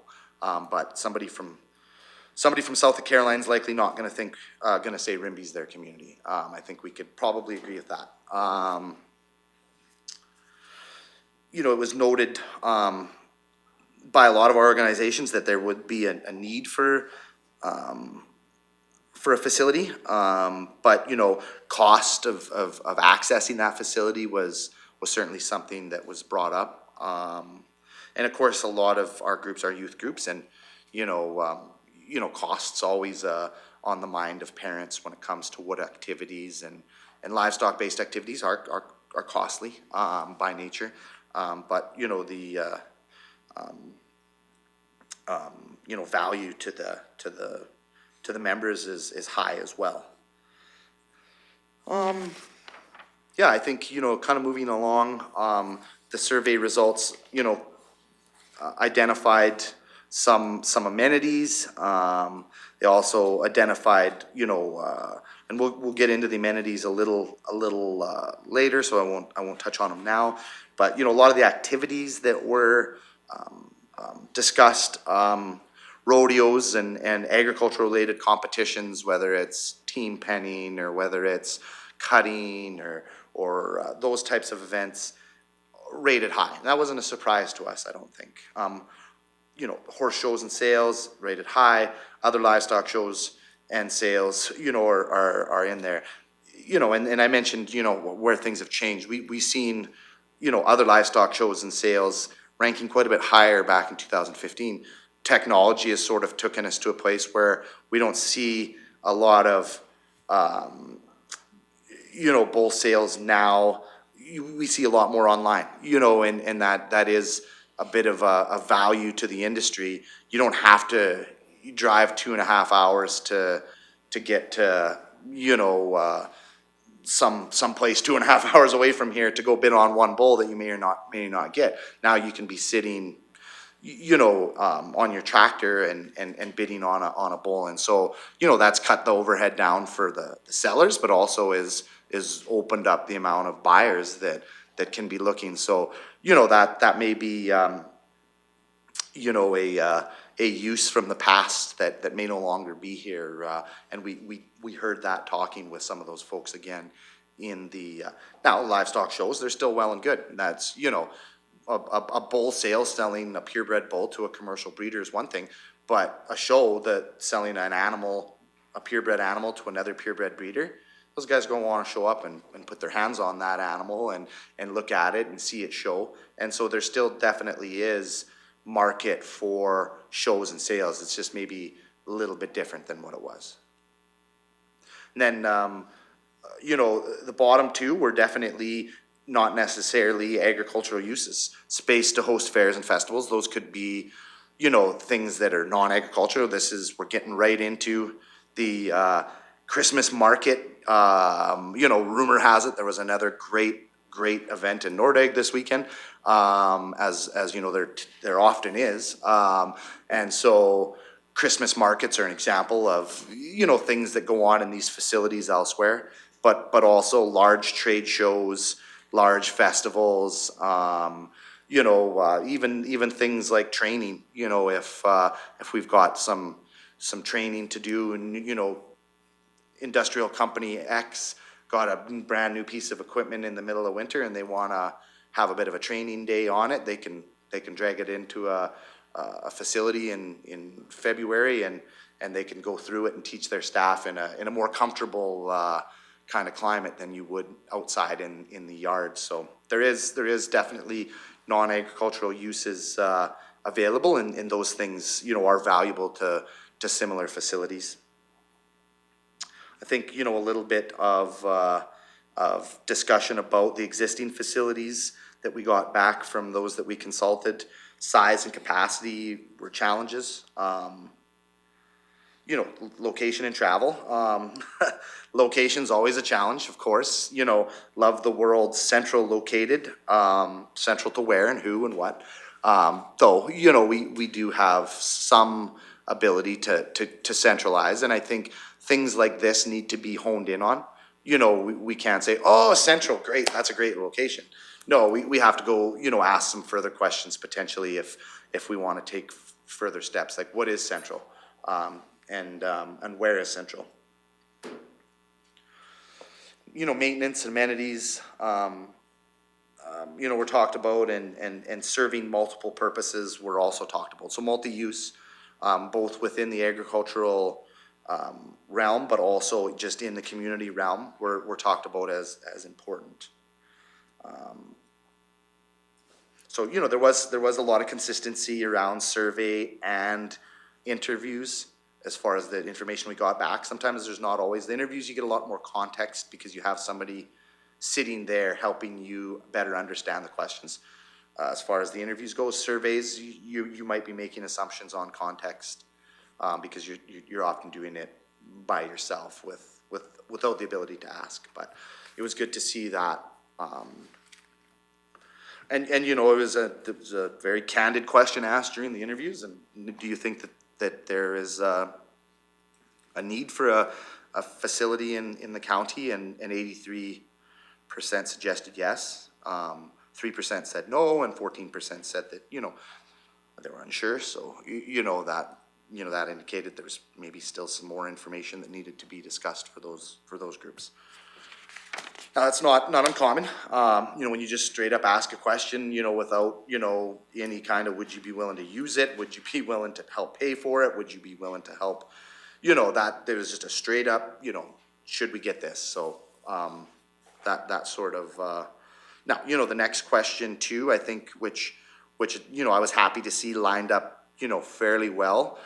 Would you organize and use the facility? Because just because you think a good facility is a good idea, the next question is, are you going to use it? And, you know, we want to see if we're going to develop a facility or think about developing a facility, want to know what's going to be used. So 83% of the people that we did ask say, yes, they would. 7% said no, and 10% were unsure. And, you know, I think that makes a bit of sense. You know, there was folks that we talked to in activities or industries that, you know, like I mentioned before, where we don't need to have bull sales anymore, and in fact we prefer not to in some instances. So yeah, I think that was good information to have, and yet there, you know, there still was a high percentage of folks that are needing or wanting that facility. you know, kind of taking that the next step and saying, okay, you know, how much are you gonna use this facility? You know, the 10% that said not at all, you're gonna use it not at all. 7% of those, of the 83 that said that they would, talked about, you know, once a year. And then there was, the vast majority of the groups said they would use it, you know, 10 times or more a year.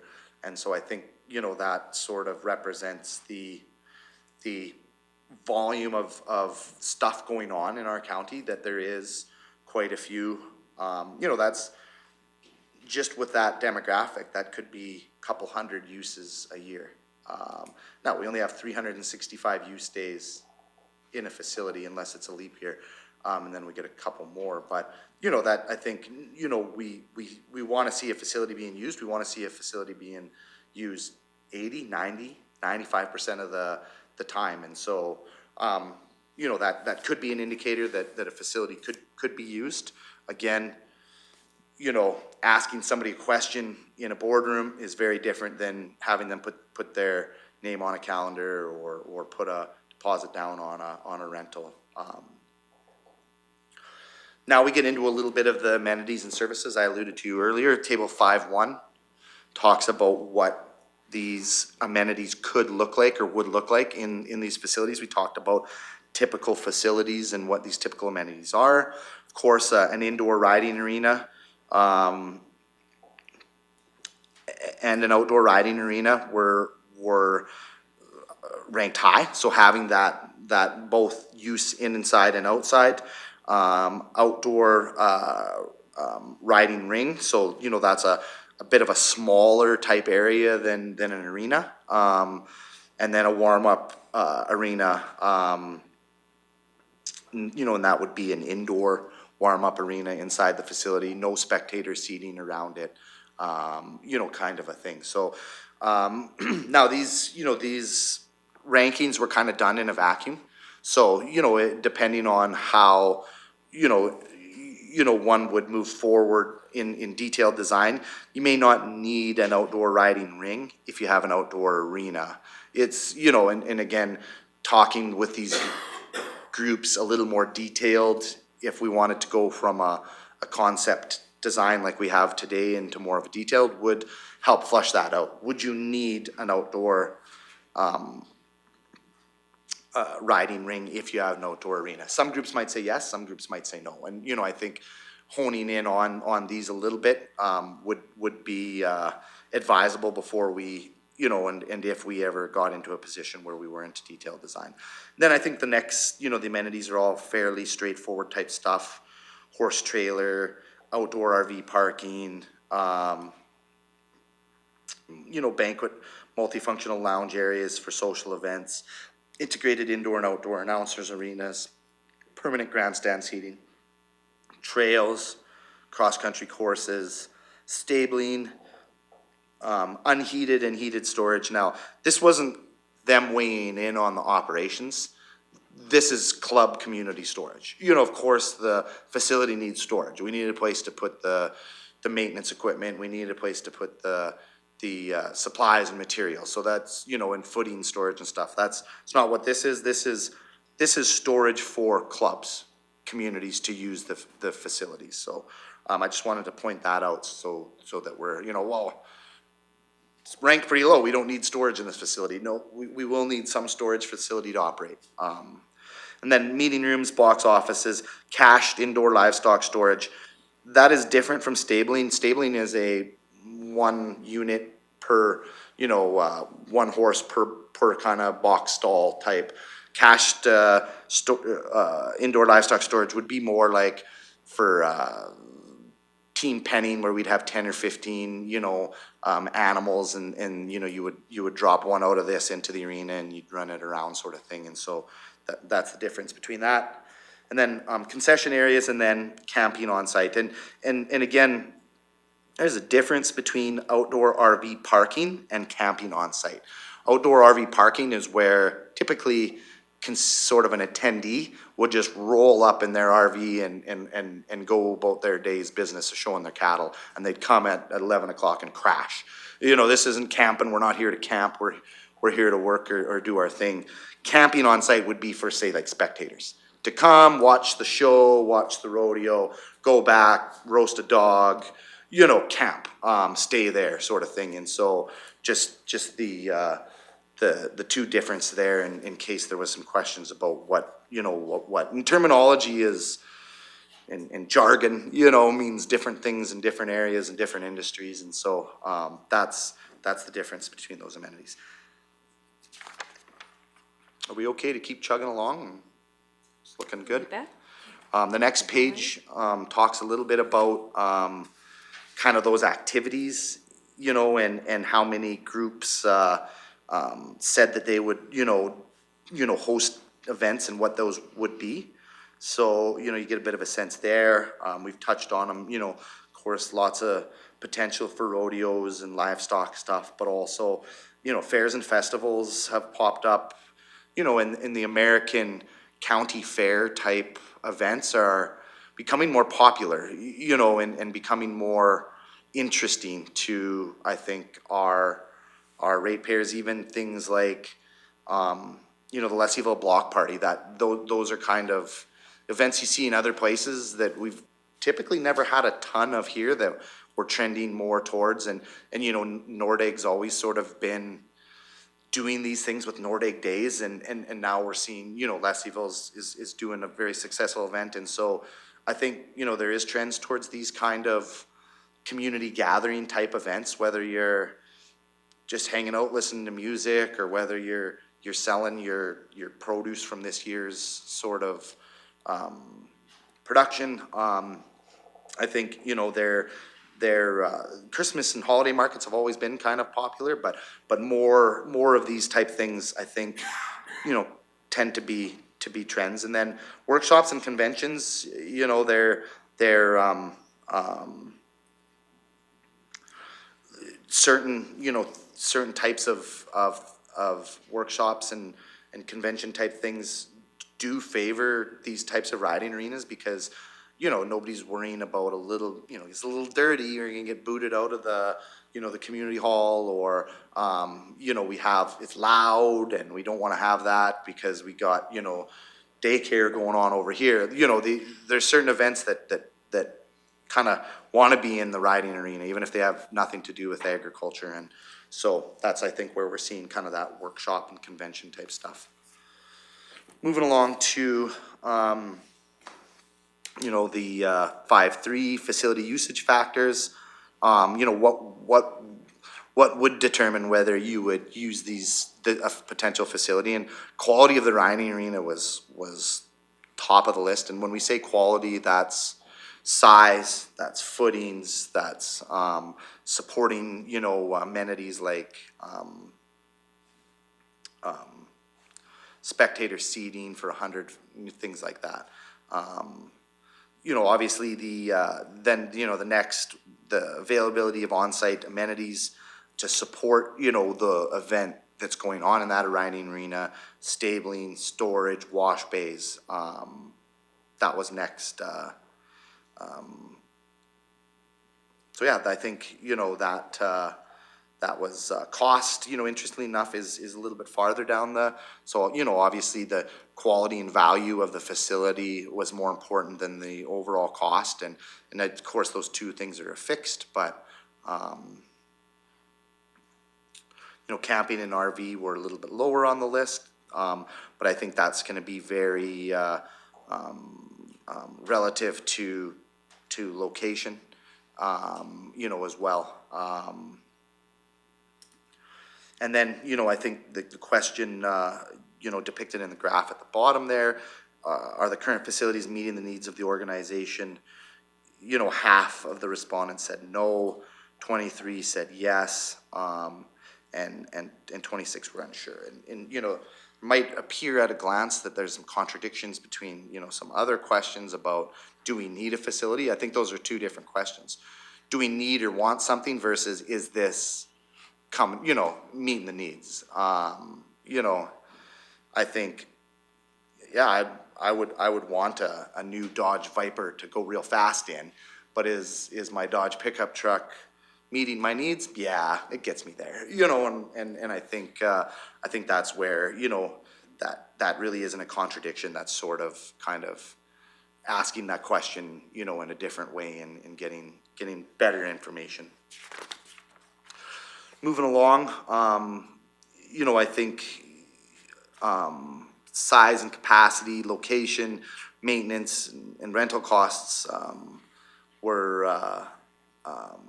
again, some of the information that we gathered, in why the current facilities aren't meeting the needs.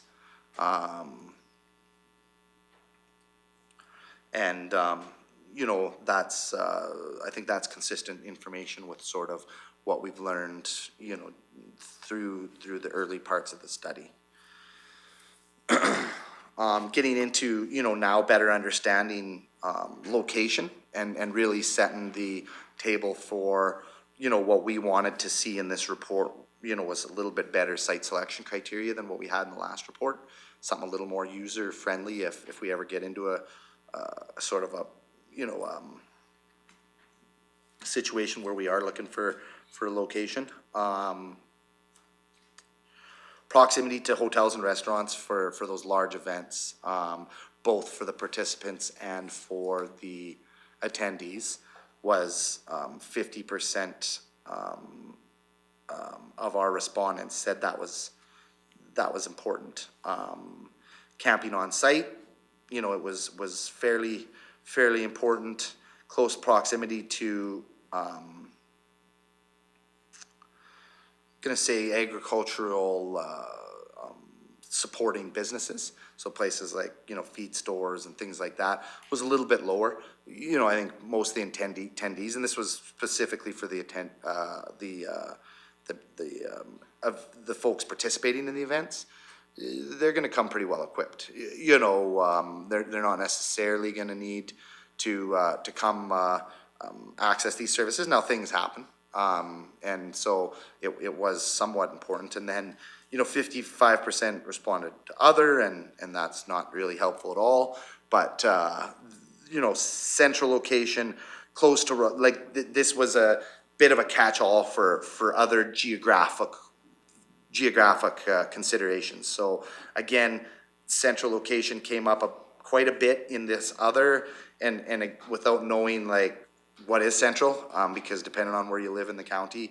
So yeah, that's sort of what comes into that other category, which kind of looms high, but just wish that there was a little bit more to it. So key findings, as far as capacity of existing facility, challenging to host large events, and lack of multifunctional space, and a lack of those key amenities that we talked about, or typical amenities, was sort of challenging our existing facilities. It's again consistent with what we've learned up until now. Key considerations for new facility, an indoor arena with year-round access was sort of the biggest key, and as far as that indoor arena, and again, what's the quality of that indoor arena, looking like, the Agram Center, talked about being a good comparator at 125 by 180 feet. Other animal amenities, as we discussed, the ability to host large events with 50-plus people and 100 attendees, also, ranked high. I think, are we still good? Still kind of good to carry on? See, there's a light on, Councillor Ratcliffe? Thank you. Do we have an idea of, the summer, winter activities? The most expensive part of the year is going to be heating a structure in the winter. Is there a demand to support that, or are most of these events summertime? Winter is a busier time for indoor facilities because we can't be outdoor, and outdoor facilities are more common in you know, in our county and other counties. So, you know, I think your winter, fall, spring is going to be your busiest times. And, you know, indoors you still get, you know, some usage. A lot of that might be smaller, you know, smaller type things, but also multi-purpose type things. But yeah, winter is probably going to be the time when we're utilizing the facility the most. It's dark at night. You know, you can't do, you know, certain things at night. Even just sort of small scale usage like training a horse. It's harder to do that at night, so you'd be more apt to haul to a facility. You know, again, that's going to be probably where the private facilities are going to be more used. But to answer the question, winter is going to be the peak season, I guess, if you will. Okay, thank you. So I think, you know, section 6 talks a little bit about, you know, facility program and what does that mean? You know, really means what amenities, what are we going to do in there? You know, the amenities specifically directly relate to what we can do in there or what the program is. So, you know, a heated indoor arena at 100 by 200 feet to accommodate the diverse potential events that we heard from our user groups that we consulted. You know, indoor stabling and additional outdoor stabling to support larger events, places to wash and groom livestock, storage for the materials and gear that the groups are going to have to bring. You know, the facility is going to have a, you know, a base setup that allows you to unload and load livestock, but each group's going to bring, you know, some of their more technical or specific gear, and so there needs to be room for that. You know, some flexible rooms to do, you know, things like in class. You know, we do a couple hours of in class work, and then we go out into the arena and we show, you know, these concepts in a real practical environment. You know, and then some administrative offices and spectator areas and announcer booths, and so, you know, just a bit of a base of amenities, you know, based on what we heard from the groups. You know, some exterior stuff, you know, I think, you know, that we can assume parking and RV storage. You get a bit of a look at, you know, some conceptual plans there. Again, this is high level. You know, this isn't meant to be what the facility looks like. This is meant to be what type of amenities would be in there. I would almost guarantee that any future facility wouldn't be laid out like this, because this was chosen by, you know, our consultants, which do a great job, but they don't have plans to ride their horses in this arena. We'd want to talk with the folks that did, and we'd want to say, you know, is it wise to have the corridor running right past all your washrooms and change rooms? You know, probably say no. You know, and so we would take that washroom and change room, we'd put it into a place where it would better work with the flow of the building. And we would do that by, you know, talking to the groups that have been in these buildings. And, you know, you talk to these groups and they'll say, well, this building has this, this, and this is great, but then they have this parked here and that's terrible. And so we would learn from that, and we would try to do a design that improved on those things. But it gives you a good idea of what amenities we were able to identify with the groups. You know, and they've just kind of been plopped on the paper in a, you know, aesthetically pleasing way. Moving along to site selection criteria, you know, this was an important component that we asked for in this study. Now, we've, you know, laid out a draft evaluation tool, but it's not weighted. We don't believe that each amenity is worth 1 point. Each thing, you know, is not equal. You know, the site selection tool would be,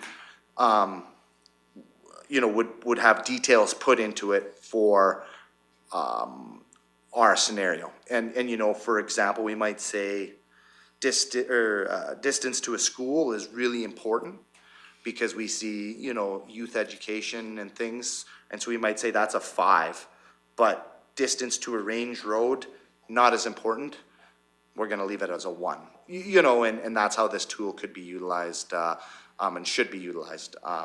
You know, it's just very much, information that we felt should be in there. There might be something that we didn't think of, or our consultants didn't think of, that, you know, when we get, and if we get into a place where we're using the tool, we would say, well, we wanna add 3 or 4 more lines, and we wanna give them this weighting or that weighting.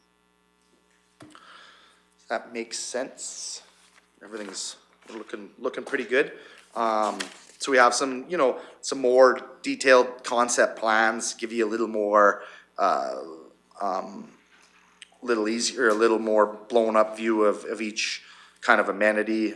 Again, it's, you know, not worth spending a ton of time on because this is subject to change, you know, based on detailed design and really based on future feedback from users and stuff. But again, a good, you know, a good representation of what, you know, what types of things are in a facility. Beautiful pictures, you know. Now, I want to make a comment a little bit about, you know, we're looking at a picture here that's got, you know, wood or a glue lamb type roof up there. We made an assumption on our costing as we get into the future part of this report. You know, and right now steel is cheaper to build with than wood, and so we did an assumption that we were going to want to go, you know, a more cost-effective route. So this rendering would not be accurate based on what we've suggested today's cheaper costing would be with steel, but it sure looks pretty. You know, and that's part of a good report too. So just wanted to point that out because we get further in and say, well, it's talking about steel, and that's clearly not a picture of a steel riding arena. But yeah, pretty pictures. We'll move into the financial implications, capital cost estimates. Kind of based on the amenities that were identified.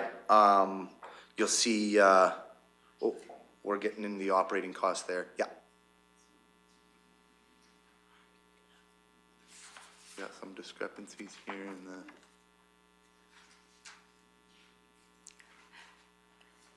Counselor Melhoff has a question. Sure. Yes, thank you.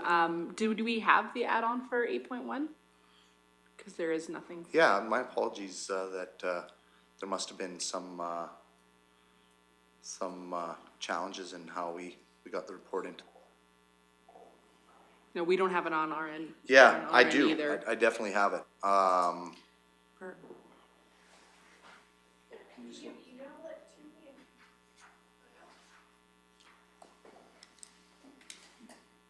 What was that? Sorry, what was that next page? What just says to be? It goes right into operating. Sure. Says to be provided. Yeah. Yeah. How does Reeve want to proceed with that? Do we want to just take a quick 5-minute break to have that? Appreciate that. Thank you. Please, 5-minute break.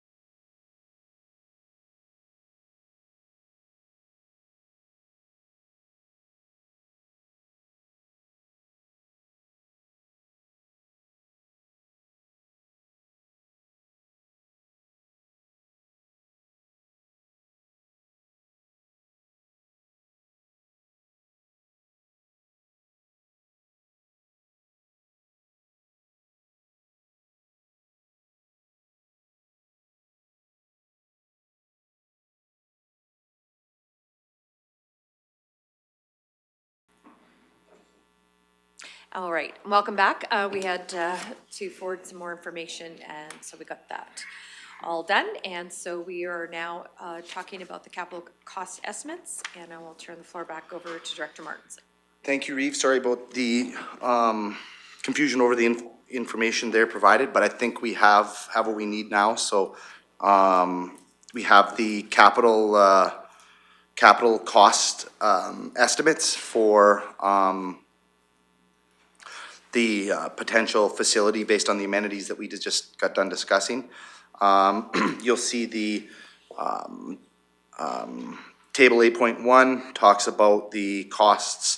Now, there is some assumptions being made that, you know, the site for these cost estimate purposes, you know, potentially would be located within the proximity of the town of Rocky Mountain House. Of course, the decision hasn't been made. We have site selection criteria that haven't been used yet, but for estimating purposes, we have to, you know, have a X on the map for an estimate.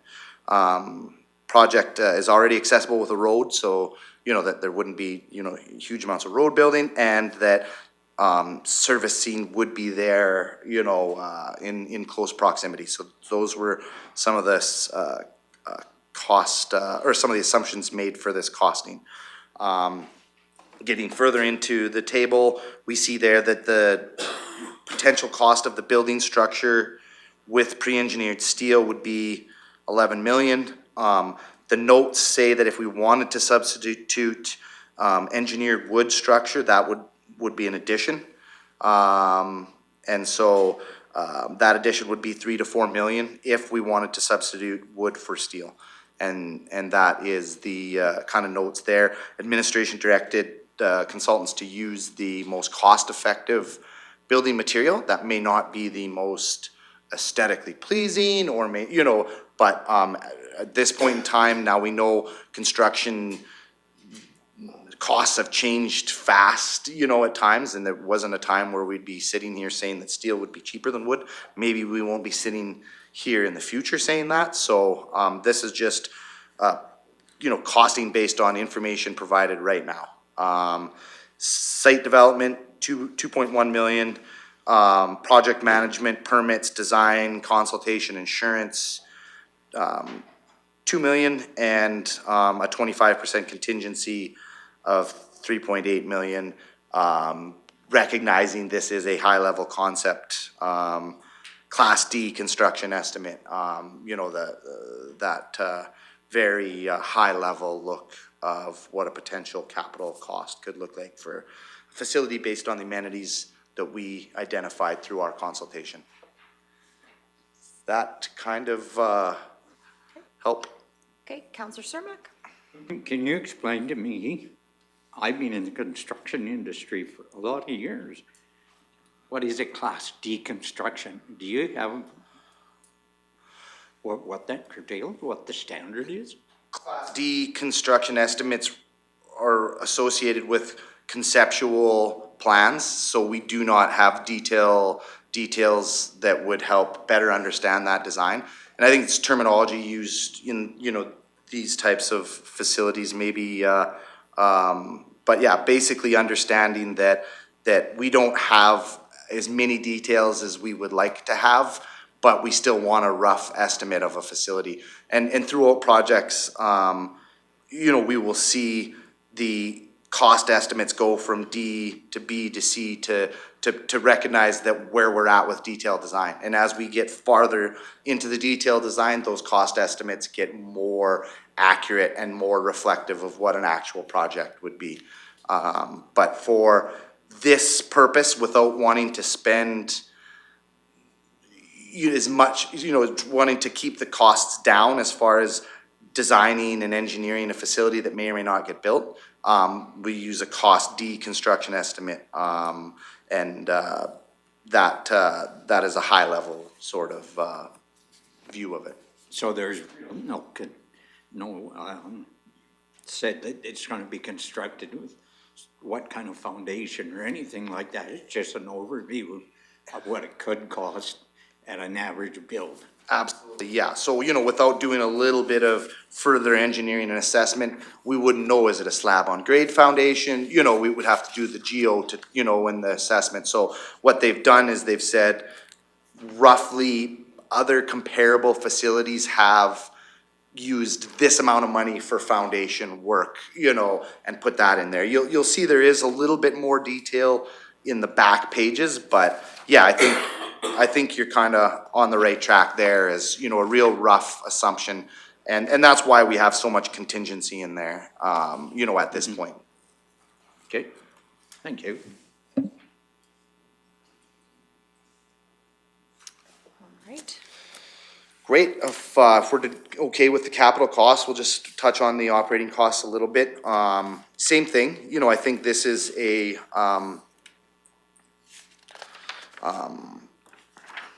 another high-level look, but I think, where we've got information from, kind of outlined, the 2015 feasibility study was utilized, Bank of Canada inflation calculator, the amenities that we identified through our consultation, and then surveys from some of the other facilities in our area kind of helped inform what the operational costs could look like. And again, we have to make some assumptions here where we really don't know who's going to operate the facility. We haven't decided that yet. Is it going to be community group operating the facility? Is it going to be county operating the facility? Is it going to be a joint effort? Is it going to be a P3? Like there's models, there's a few ways to sort of skin that cat, and we haven't necessarily come up with that yet. That's a decision can be made in the future, but for this purpose, we had to make some assumptions. So some of these costs might be, the county might have efficiencies, that could reduce these costs, or the county's costs might be more than, what a community group cost might be. So I think, when we reviewed it, it seemed like a reasonable place to start, but overall, it would likely cost $146,000 a year on top of the user fees and revenue generated from the facility. Sorry to interrupt. Councillor Malkoff has a question. Excellent, thank you, Reeve. So just confirming, like you said, these are all conceptuals, nothing's been fully determined or anything yet. And that would include then any matrix for the partnerships that you just talked about, whether it's a P3 or sponsorship or naming rights or all of the other tools that a lot of other communities utilize for building recreational facilities. Correct. Those haven't really been built in because each scenario is a little bit different. And so, yeah, this is very, very kind of focused on what the operations would cost, what revenues would be from users, and what the deficit between the two would be. So no, none of those specifics have really came into that, and I think that's where, our scenario could change that, and possibly change it, shrink that operating deficit, if I can call it that, and potentially add some value that might not be able to be realized in a very broad, glance. Perfect, thank you. Carry on, no more lights. I think, there is some potential next step recommendation. On the final page, it'll kind of be in summary of as I wrap this presentation up. I think looking at, more detail modeling, as far as what operations and what development could look like, getting a little bit more into the little more detailed design, finalized site assessment, understanding, are we Are we locating this on site, on property we already own? The capital cost did not include, you know, acquiring property or servicing it, so if that was required, that would have to be looked at. If, you know, if it's property the county already owns, then, you know, looking at that, how it fits into other plans. You know, the site assessment, you know, finalize that site selection. You know, looking at the go, no-go, you know, it'll go if we get X, it won't go if we get Y. You know, that could be a discussion as far as maybe it's fundraising, maybe it's a level of community support, maybe it's, you know, it would happen under this condition, wouldn't happen under that. Some of those could be, you know, next steps. But even before that, you know, maybe further consultation abroad. You know, I did mention at the start, was a pretty narrow group that was consulted as far as the design goes. You know, maybe council wished to do a little bit broader consultation. But yeah, those are some of the potentials for next steps, and certainly we haven't recommended one or another or anything at this point. We felt it was best to sort of let this be absorbed, and you know, council has a lot of projects that they're considering. We have a budget process coming up, and so, you know, this information can fit in amongst all the other information, you know, sources and buckets, to get that word in again, that council has to consider, you know, as they do with their role here. So I think, you know, the last bit of the report really is, you know, technical information. This is where, you know, those that are interested can dig into a little bit more of the detail behind what the construction assumptions were.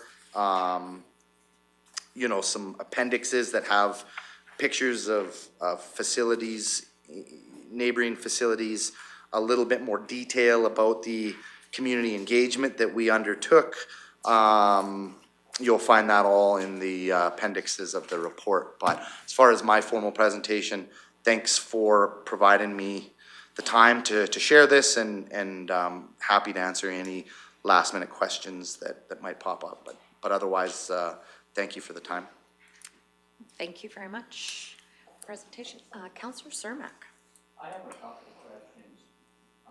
On that 8 facilities that you looked at, did you see what percentage of finances were urban and which were rural? Because most of those that you listed are in an urban setting. I know the facility in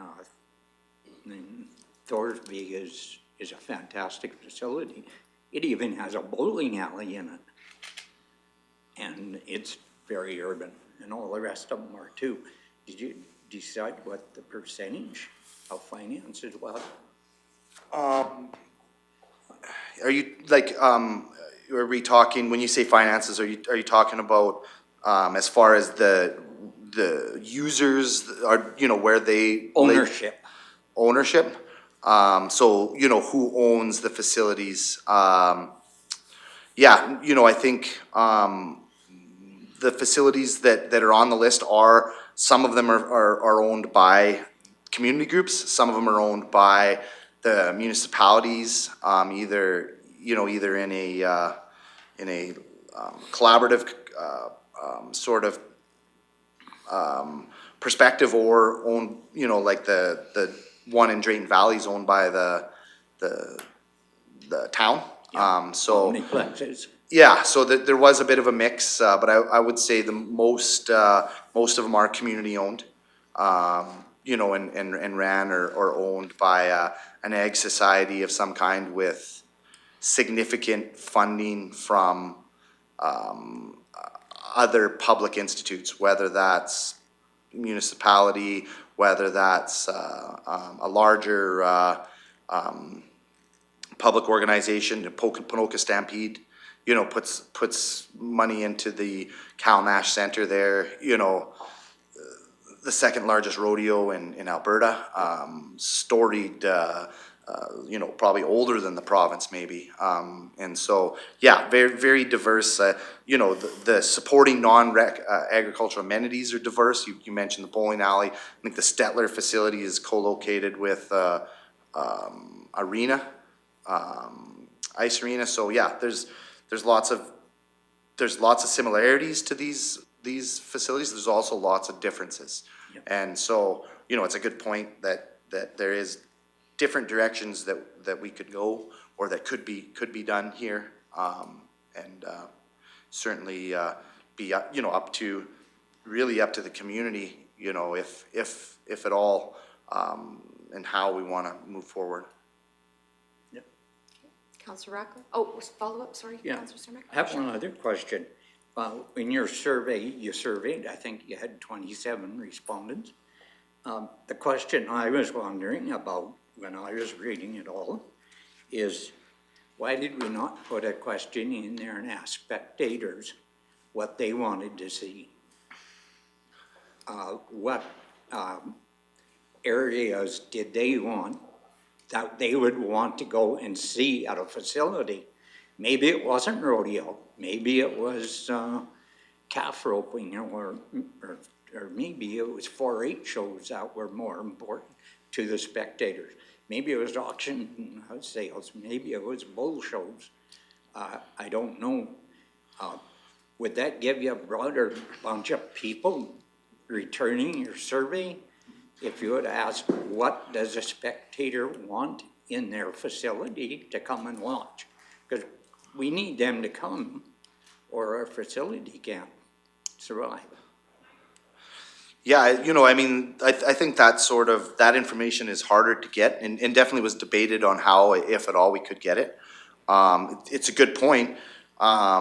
We didn't look towards spectators necessarily and seek them out. They're harder to understand who they are. Now, sometimes they're the same people, you know, but yeah, it's a good point, and that could be, you know, part of a next phase, more market research. To, you know, I think a little bit of it is it's not really a chicken or an egg scenario. You won't have spectators if you don't have an event. So it really is a, you know, the event first and then the spectators. But, you know, we are competing. We're competing for box office tickets, you know, and so if we want to, you know, the first logical step is to get a facility so we can do events. The next logical step is sell as many tickets to these events so we can get economic development both into the facility to offset costs, but also into the community to make our community stronger and spin off small businesses and you know, the guys selling them hay bales, the guys selling them tack, so on and so forth. So I think it just wasn't within the scope of what we felt we could achieve here, and do it with any meaningful result, because I don't have necessarily a list of spectators who went to CFR. You know, nobody reports that to me, but I do know who our 4-H clubs are. I know, you know, where some of the user groups are. So it's a good point.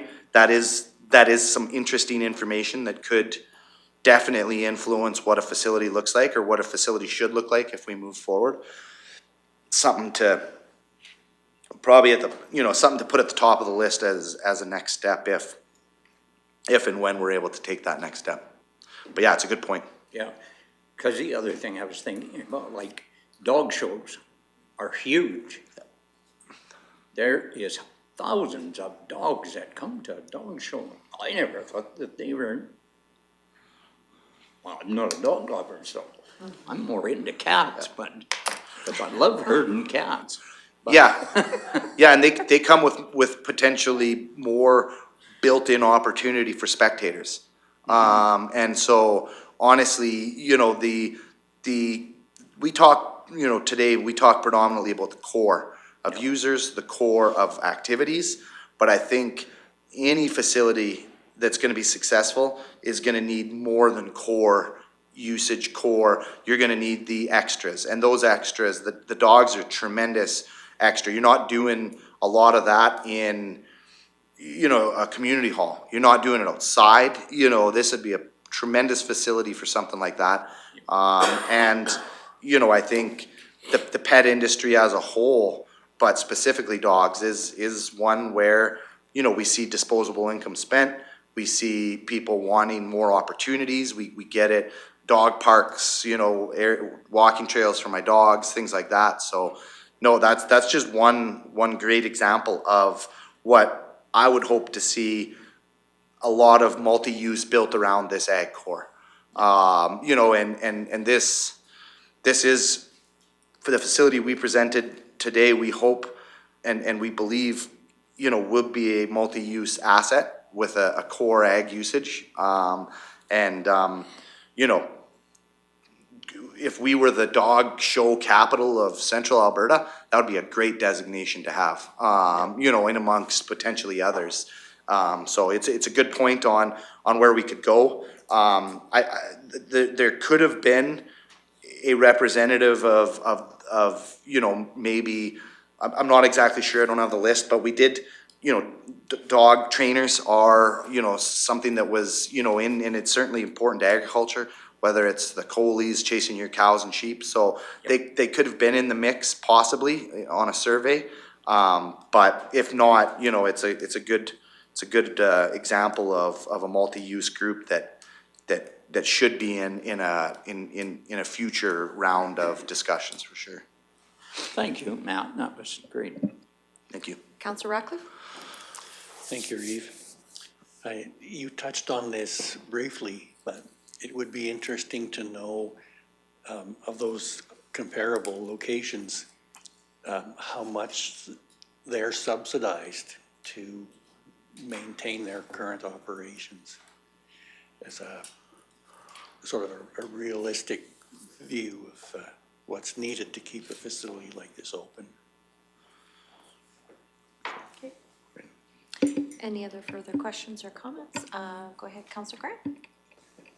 Thank you, Director Martinson, for the presentation, and to your staff for making this happen. And it's a great presentation. I personally appreciate that it's very ag focused, because everywhere ag seems to be on out the back door kind of a thing. And it's, you know, we don't want those stinky animals in here. We don't want the cows in here, and horse people don't want cows people, and blah, blah, blah. But I appreciate that it's ag focused so that we can have that place. I think that we do have a bit of an advantage here to draw events here, because we have a prominent industry who is very generous, and they still have ties to agriculture. So in my experience, what draws people to these facilities are the prizes. I know people who stopped going to cattle shows because the prizes weren't enticing enough. I mean, farm fair on the weekend, you can win a truck at it, and there's tons and tons of exhibitors there, and it's like not downtown Edmonton, but in the middle of Edmonton. So, I mean, if we are able to get good prizes for these events, then we're gonna draw the people here, and it's gonna be a successful facility, in my opinion. Going off of Councillor Cermak, your dog thing, at Farm Fair they had wiener dog races. So that's, you know, not something that I would think of, but I think, you know, I would love an ag facility. I've been very vocal about that from the start. I know I have my dream location and my backup location. If it were up to me, we'd start digging today, but it's not just up to me. So, and I don't think I'm gonna convince 4 or 3 others.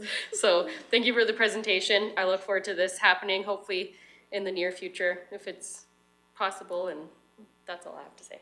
Okay, thank you. Yes, thank you very much for the updated study. I think we've been waiting to hear more on that, and yeah, I don't think it surprises us that inflation touches not only the building but also the operations and with everything that's involved. But looking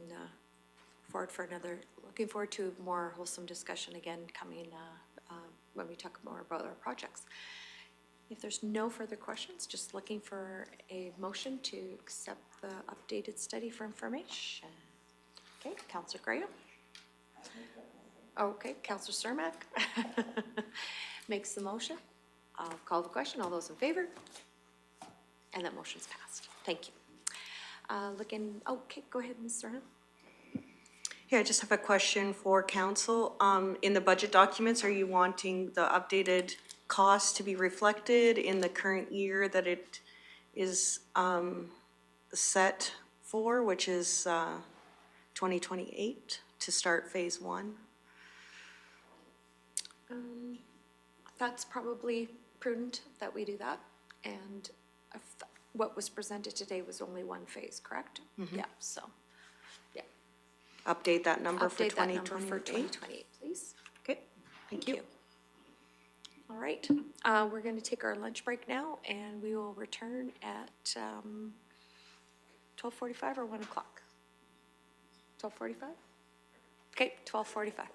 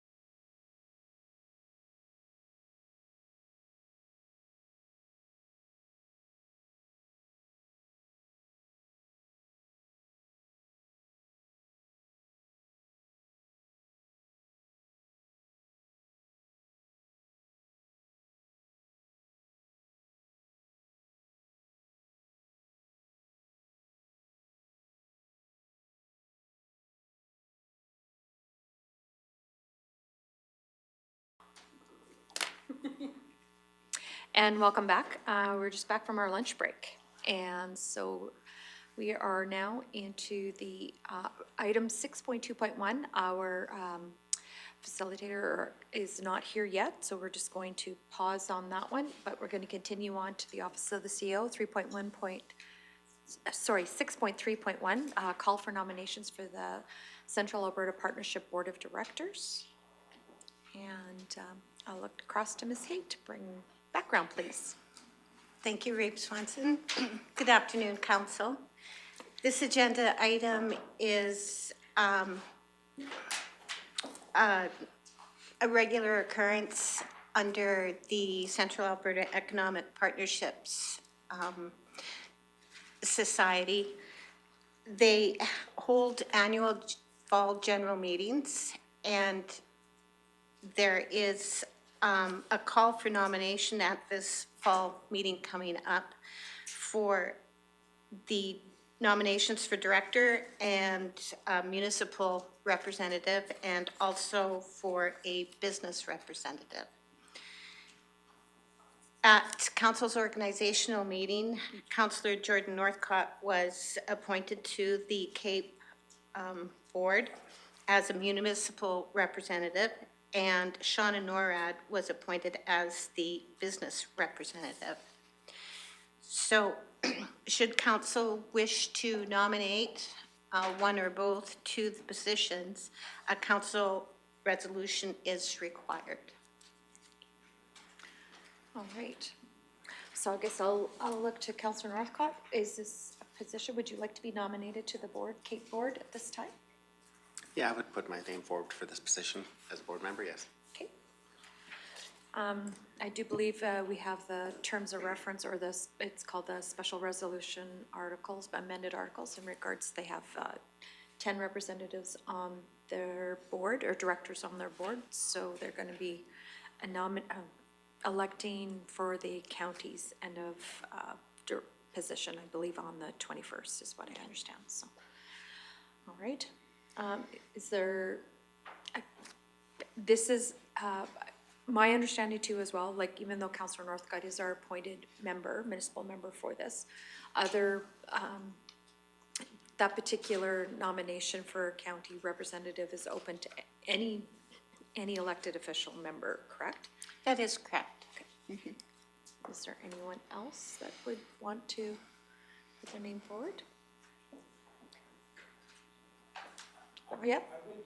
Okay, go ahead, Councillor. Question, and I do appreciate Councillor Northcott putting his name forward for this position. My understanding of CAPE is that it's an advocacy group that really promotes and advocates for growth within a regional area.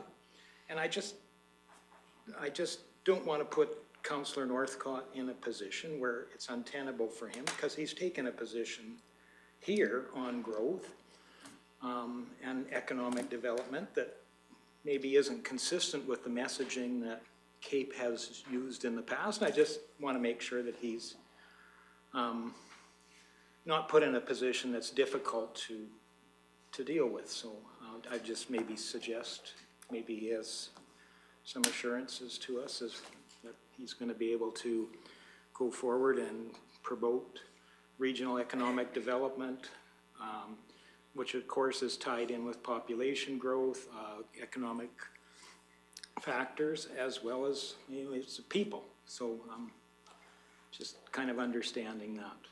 Okay, thank you. So through me to you, Councillor Northcott. Maybe to respond to that, for regional benefits, to have stronger communities, and we've talked in the past about doctor retention, retention of youth and stuff like that, and I've been a strong advocate in that department. However, if it refers to, I've opposed subdivision of land, but there was many surveys. There was a survey that was completed for the 2023 MDP, and I have tried to really, you know, for the large majority of residents that did complete that survey, I've tried to support my votes in that direction. But as far as an advocate to have a strong regional economic community, I have advocated for that as well in the past. Okay, Councillor Ratcliffe? Oh, sorry. Go ahead. Regional economic development is kind of one of my things, but what's the time commitment like? It is stated in the additional document. Okay. As far as the number of meetings, how the votes go, positions that will be opened, et cetera. I believe they are 2-year terms and always pending a municipal election. They could be open, they could, at that point in time, they understand that, so, but yeah. How much time has it been taking you?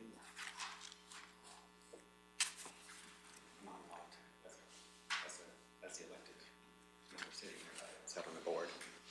Oh, I see, okay. Okay. So, Councillor Northcott is, okay, go ahead. Okay. So with that, Councillor Northcott's has agreed to, or would like to let his name stand to be appointed as a municipal member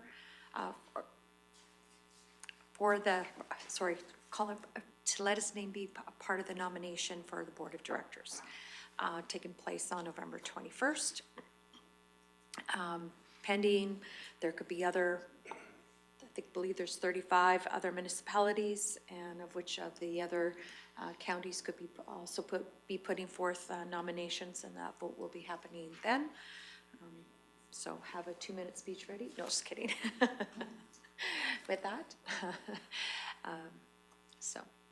so we would need a motion to nominate Councillor Northcott for the board municipal representative position. Councillor Graham. I would make a motion that council nominates Councillor Jordan Northcott to the Central Alberta Economic Partnership Board of Directors municipal representative position. Thank you. Any other further discussion, comments?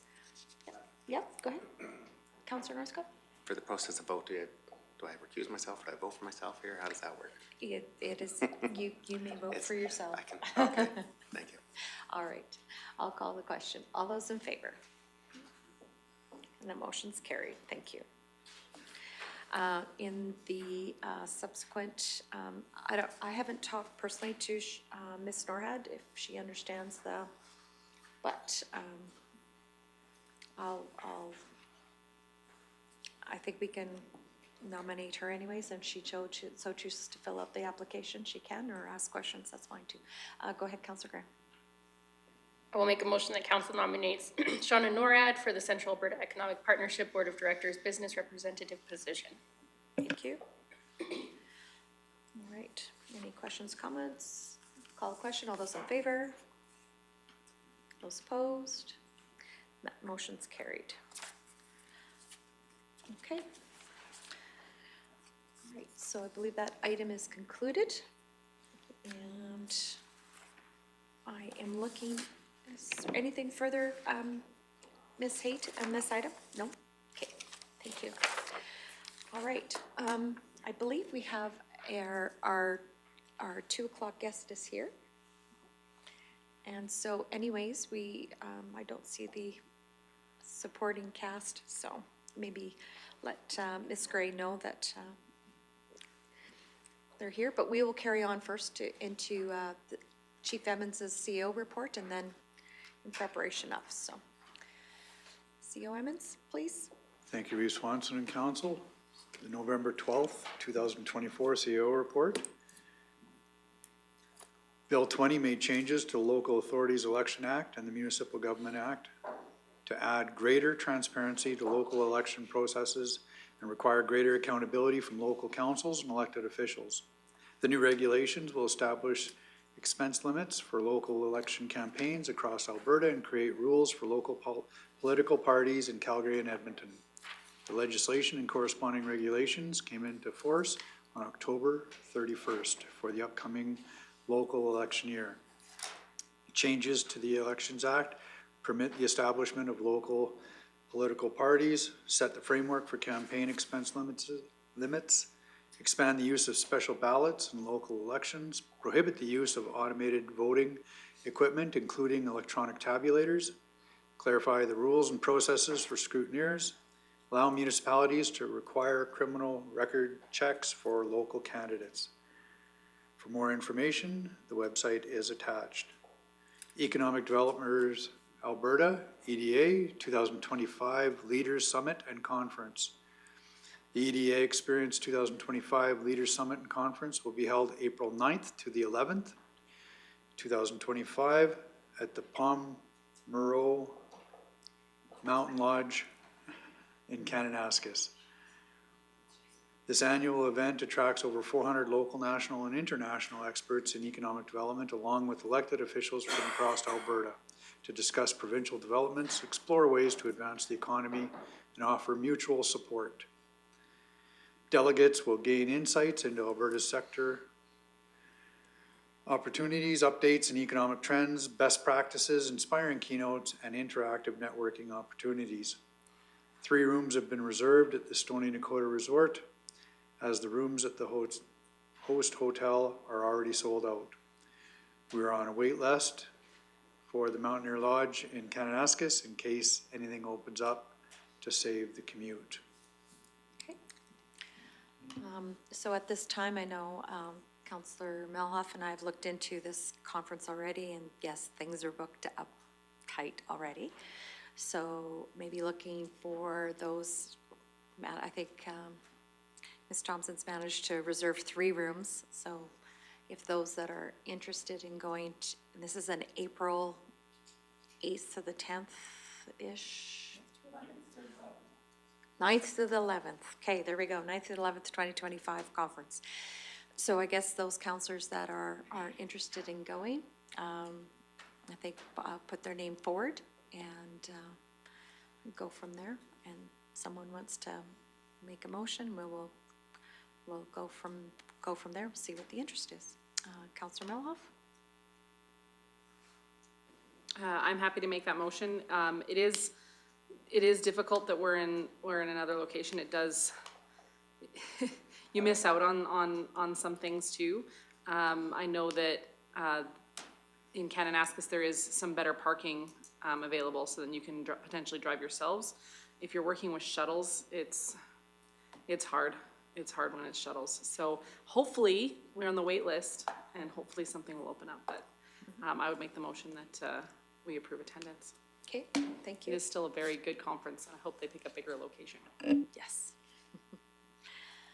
All right, so motion on the floor for council, approval for council attendance. All right, call the question. All those in favor? And the motion's carried. Thank you. Okay. So with that, we can maybe want to do quick verbal council reports at this time, and then we'll move back into 6.2.1. I'll start on my right. We'll start with Division 1. Sounds great, thank you. I went to the Recreation for Elected Officials course at the REC conference, and it was interesting. Councillor Cermak and I attended that together, and learning about all of, honestly, the provincial downloading that is happening, it's particularly around recreation, is crazy, because it's not regulated through the MGA at all for these to be provided. But if they aren't provided, your community suffers because of it. But on top of that, it's not just your community that suffers. Investments in sports and recreation that results in a 20% increase in physical activity, like just 20 minutes a day among Albertans, would reduce healthcare costs by $150 million a year. Like, that's crazy. I was anyway, and it's very difficult to find funding from the provincial government for recreation. Perhaps if they shifted funding from healthcare into recreation, they'd find $150 million, because if you increase by 20%, anyway, it just seemed like a go-to. Adversely, physical inactivity accounts for $3.9 billion annually of healthcare expenditures. So by being inactive, you're costing the government $3.9 billion. So it was fascinating. I attended many different sessions while I was there. Particularly when you're building a recreation facility, make sure you consider the emergency management side of it as well, so that it's available for your emergency response to collect people, for example, to be in a point of contact for those people and potentially have to stay there in the event of large emergency response. So when you're building a facility, make sure you keep that in mind. Extra plugins, extra ventilation, because you could have lots of cots and lots of people coming in if you're providing an evacuation center as well. There's also separate funding available if you are providing it as an evacuation center as well as a rec facility. So keep that in mind. I went to the outdoor policies one as well, and it was interesting because they're suggesting that you pull a lot of stuff out of your land use bylaw and have it as a policy, so it makes it a little bit easier to amend if you need to. For example, campgrounds and stuff like that, they suggested you have it in a policy rather than in your land use bylaw. So I found that interesting. I want to dig a little bit further into that.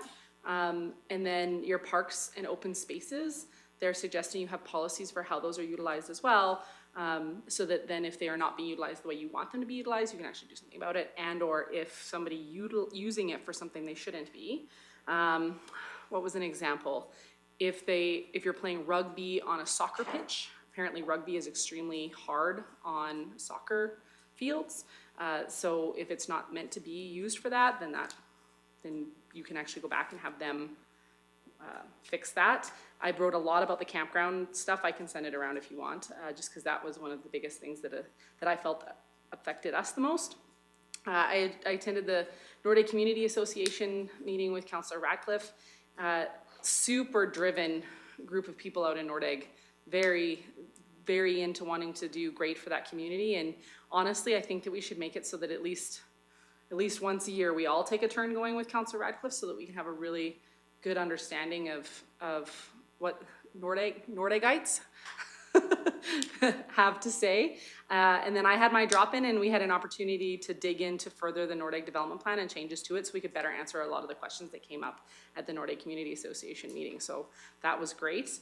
I attended the UCP AGM, different hat obviously, but I did want to say that Rimbey, Rocky Mountain House and Sundry brought the second largest number of delegates. So that is to the entire AGM. So that was great to see that our community is getting involved in politics at all levels. That's fabulous to see.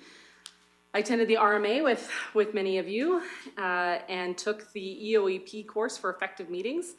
I learned a lot of things at that meeting. It's great. Like, for example, we just did a motion accepting for information the CAO report. Yeah, you're not supposed to do that. It's a non-active motion, so they just suggest it can just be included in the minutes that you had that presentation. You don't necessarily have to have a motion for it. I didn't know that. I like learning things I don't know. And I honestly recommend everybody take, especially from him, the parliamentarian. He did a fabulous job on that. And there was, again, I have lots of notes if you guys want them. I went to the Code of Conduct session presented at RMA, and Leduc County presented at that. Did a fabulous job explaining the suggestion to do independent commissioners to determine validity of complaints prior to them actually being investigated. I thought that was a very good way forward, and many municipalities have switched their Code of Conduct bylaws to reflect that. Now that many codes are being challenged in the courts, it is creating some needs to change people's bylaws. So it was a great way to look at how they're doing it and how it could work out for them. And I think I've talked long enough. But if you guys would like the notes I've taken over the last couple of weeks, I'm happy to forward them on, and if not, that's okay too. I have a question for you in regards to when you went to the rec conference and you just talked about policy versus land use, specifically campgrounds. My mind went to, like, there are some campgrounds within an urban setting, and maybe that's more why policy versus land use versus counties. Maybe you might have more background on that. Go ahead. Yeah, so I asked the presenter that question, because some of them it's municipally ran versus private campgrounds. So when I asked him, the differences there, how is you seeing them driving policy versus land use? He said to make sure that they're fairly congruent, that if you say quiet time is at 5 p.m., I'm throwing out a number, I'm not suggesting campgrounds should have quiet time at 5 p.m., but then your development permits that you give out to private campgrounds should match what your municipal campgrounds are. So to make sure that your policies are in line, so he's talking about municipally run campgrounds and the policies that are reflected in them, and then land use bylaw would be more towards the private end of it, rather than even making it so that your municipal campgrounds need to be governed under your land use bylaw. Those are governed under a policy, and then private ones are not. Okay. So, and he gave many suggestions on things that you need to cover within those spaces, but he was a very good speaker. In fact, I would love to see him apply for some of our RFPs for going through bylaws, because he was very good and very community-based thinking process, which was great. Perfect, thank you. Councillor Ratcliffe? Thank you, Reeve. You made some comments about recreation. And the, I guess, lack of funding for municipalities, but there is funding for the community groups for some. So this would seem like an ideal community municipal partnerships to bring more of those facilities into our community. Okay, go ahead, Councilor. So we had some conversations about that as well. Councillor Cermak and I had spoken with a couple of other municipalities that actually have people on staff to help work through some of the applications, because you're right, municipalities may not be eligible, but community groups are. So then, but filling out a 14-page grant application is not necessarily easy for the volunteer group that is probably also volunteering for 10 other things, right? Because it's the same 10 people. So some places have opted to actually have somebody on staff to work with community groups to actually help work them through those grant processes so that they can be more successful, because they just don't have the time, energy, or expertise to fill out 14 plus pages in order to determine whether their playground investment or community hall upgrade or whatever is going to get this grant. So, like I said, many municipalities have opted to have that as an in-house person to help them write these grants. Okay. Yeah, good point. Thank you. Okay, moving on to Councillor Lahey. Thank you, Reeve Swanson. I know seems like a very busy couple of weeks, and I know the balance of council will want to share their experiences, but I'll just briefly touch on a couple of highlights for myself. First highlight was the fall staff meeting and breakfast. That was great to get out with our organization and hear about the good things that are happening there, and just, to touch base with the team that I form a small part of that team. It's feel very privileged to be part of such a great team. Fall RMA conference and the opportunity there to continue learning about the roles we play. Did take in an EOEP course along with Councillor Northcott and Councillor Gibson. More to understand council's role in public engagement, and I think it was reassuring to know that many of the things we have been doing are best practices and very well received. Also, one of the takeaways from that was that a threshold of success is about 5% participation. So that helps validate some of the things we do. Although we sometimes get a very small sampling, we haven't quite reached that 5% level yet in any of our samplings, but it's great to know that's considered success. We approach that. Again, taken opportunities for some breakout sessions on code of conduct, as did there, and understanding the value that an independent ethics commissioner could bring to organizations is a path that many other municipalities have successfully used as a tool to help through what is often a very disruptive and difficult time. And also some interesting breakout session around red tape reduction. County of Sturgeon had come up with a number of kind of novel approaches to that. One of them is a 3-year forgiveness on taxes. If you're behind in your taxes, if you can keep your taxes current for 3 years, then you go to a level of forgiveness moving forward on that. They have dissolved their MPC, as other municipalities have done, and they are working at digitizing all their records. Relating to the MPC, one of their go-tos also was, as you know, we quite often go through the public hearing, relating to, after first hearing, we go into the public hearing and then second and third readings at a later date to streamline their process around that. They actually go immediately to a public hearing and then go into first, second, and third readings. I guess the legislation says that you must have a public hearing before second reading. It doesn't say that you can't do that before first reading. So that allows for a streamline, much more rapid involvement of the public and a decision being made. So that's all what red tape is about. And then they also worked as a transparency issue, is publishing closed sessions after a cool down period. So if something is discussed in closed session, after a cool down period of that, then the synopsis of what was discussed there can be released. Of course, the necessary redacted material is there. So that keeps with the transparency item there. And I'm sure lots of other people will communicate some of their takeaways from the RMA, which I think was a successful conference. And anyway, that's it for me, and I'll let you move on. Okay, thank you.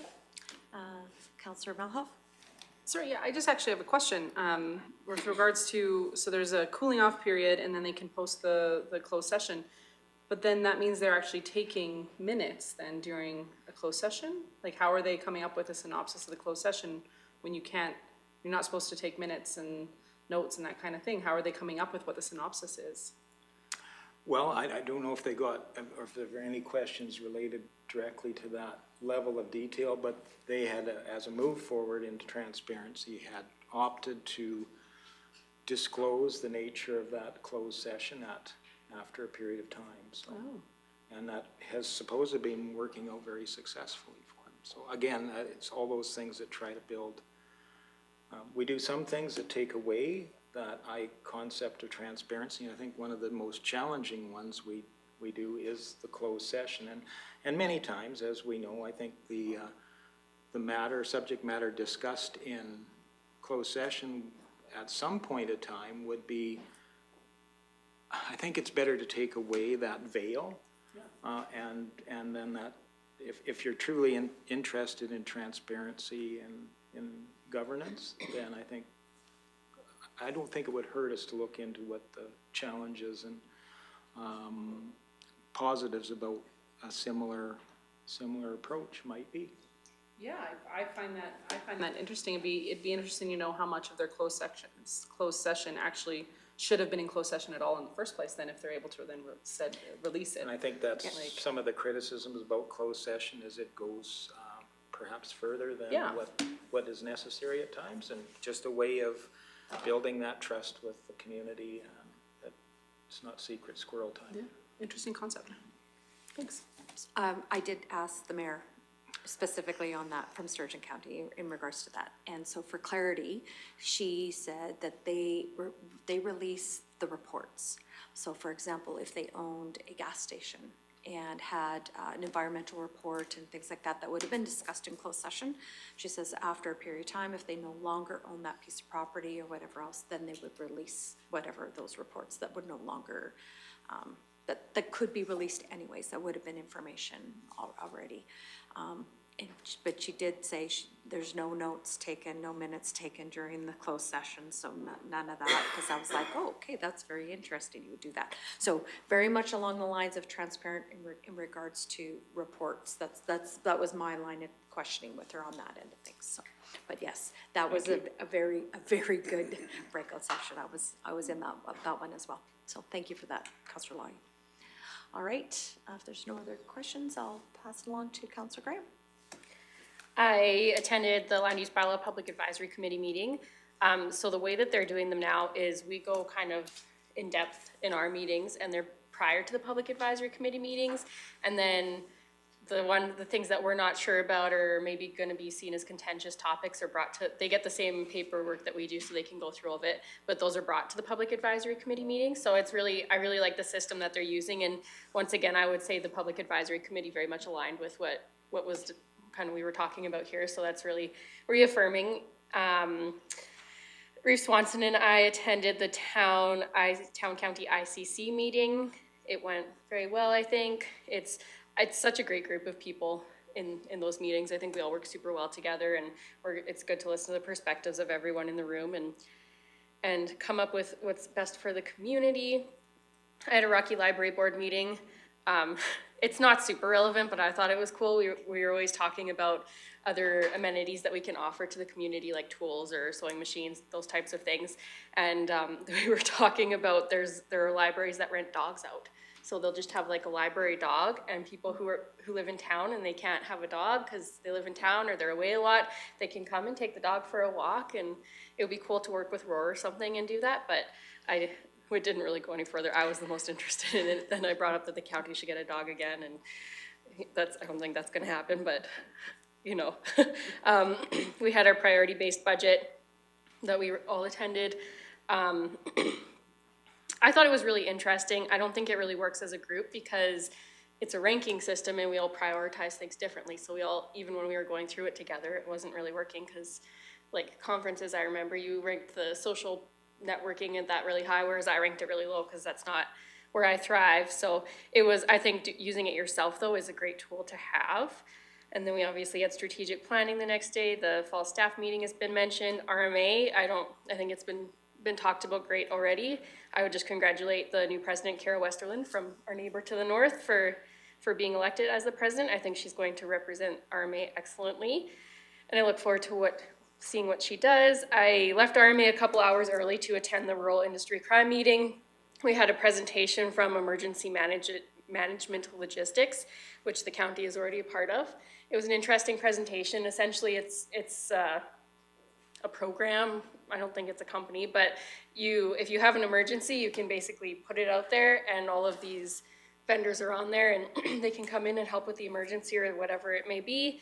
And yesterday, I was very privileged to get to lay the wreath on behalf of the county at the Rocky Remembrance Day ceremony. Thank you to the Legion for putting on an excellent ceremony again. It was very honored to be able to do that, and it's really a good reminder of how fortunate we are for people who came before us, and we're willing to give the ultimate sacrifice. So that's my report. Thank you. Councillor Grant, or Councillor Malhoff? Thank you. Very, very well put also about yesterday's ceremonies. They did a fabulous job. Just wanted to comment on the library thing.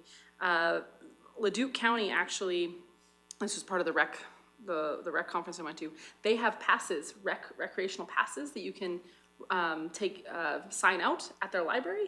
So the town and the county put passes in their library so people can go and get a swimming pass or a gym pass for the rec facilities. Have you guys considered something like that? I thought it was a brilliant way of getting the community moving, because a lot of people can get a library card and be a library member, but not necessarily have a monthly or yearly membership to the pool or the arena. So maybe that's a great step towards healthier living.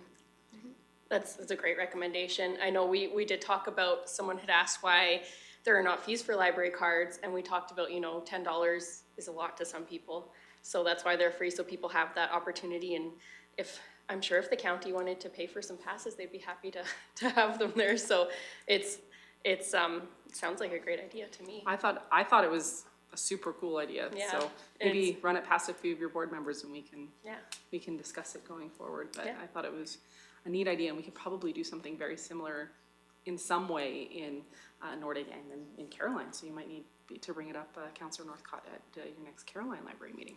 Maybe skating passes or something that they can rent out for the public skating time at the hub or something. You never know. I just think it was a cool concept. Excellent suggestion. Thank you. Okay, thank you. All right, moving on then to Councillor Northcott. I don't have a lot to report at this time. I did attend the EOEP course with Councillor Lougheed regarding public engagement. It was a nice course, it was good. And I also attended the Remembrance Day ceremony in Caroline. It was a very nice ceremony there, so that's on my council report. Okay, thank you. Councillor Ratcliffe? Thank you. It has been a busy few weeks, and this week is pretty much packed full again. So going back into October, with Reeve Swanson, I attended the Caroline Rocky Clearwater ICC. The main topic of discussion was the fire service budget. And then with the rest of you, we had that workshop on priority-based budgeting, which was interesting in providing some tools to help identify priorities. And then the next day was the Tourism Business Forum,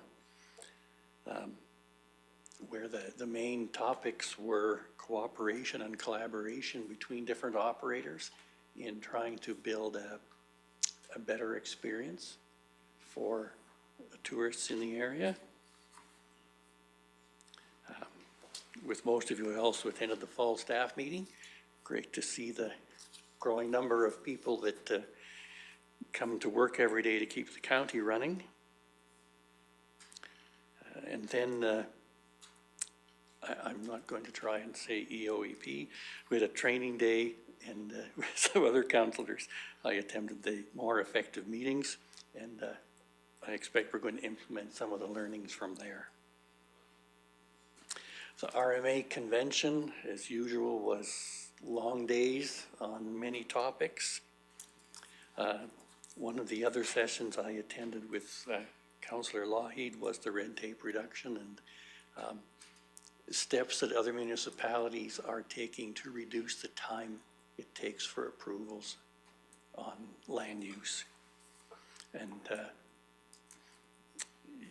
yes, eliminating or minimizing the MPC is something that I think will require some more looking at.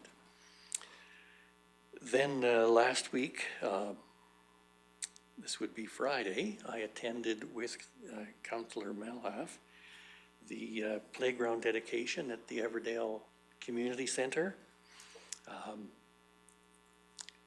Yeah, it's a great playground they've put together there. I have to commend the community people who worked so hard to make that happen. But it shows how much our community volunteers contribute to the quality of life in our community. And I also attended the Remembrance Day ceremonies. A full house as usual at Lou Soppet. So that went very well. And that takes me to yesterday, so that's the end of my report. Perfect. Any questions for Councillor Ratcliffe? Seeing none, we'll move on to Councillor Zornak. Thank you. I did attend the ARPA conference in Lake Louise with Jennifer. And what I got out of it was that if you invest, I guess they did a survey across Canada, and they said that if you invest in recreation and parks, younger families will come to your municipality. I thought that was very interesting. And another one of the activities that I have never heard of it before, and I don't know if most of the council has, but the big thing now is pickleball and bouncy pillow. What is a bouncy pillow? Yeah. I'll send you a video. It says that it's 40 by 60 feet. And all the ages seem to just love to go and bounce and play on it. It's used summer and winter. Yeah. Crazy. But it was amazing.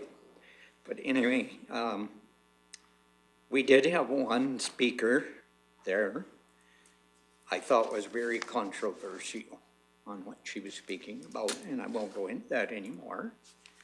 And I really was impressed with our staff meeting on how great our directors presented what they were doing and what they did during the year, and the safety record of our people that are working out there.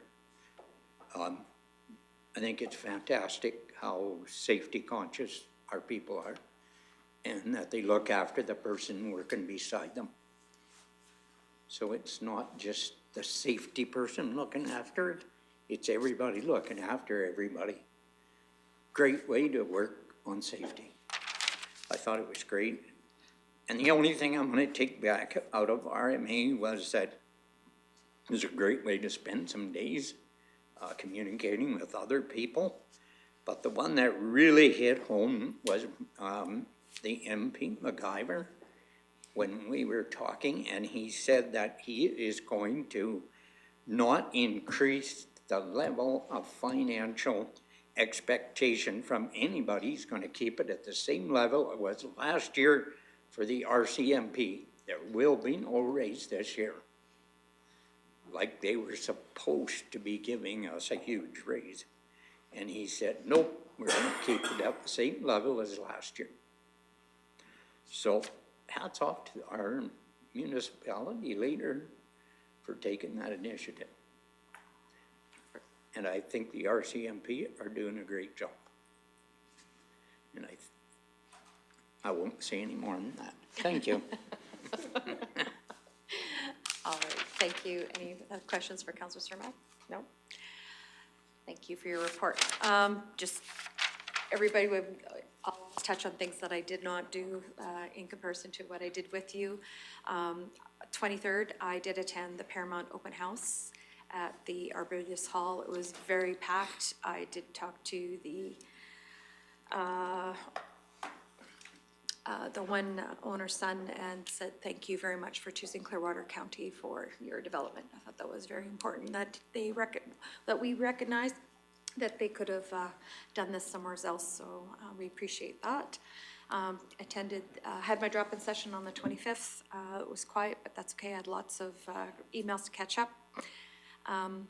28th, I watched online. It was called Connecting Land Through Food. It was put on by the Young Algarians out of Camrose. Very important, as these had two, one out of BC and another one just outside of Camrose, and how they were starting up and some of the challenges that they were having and some of the opportunities that they felt that they had here in Alberta. So that was interesting to watch.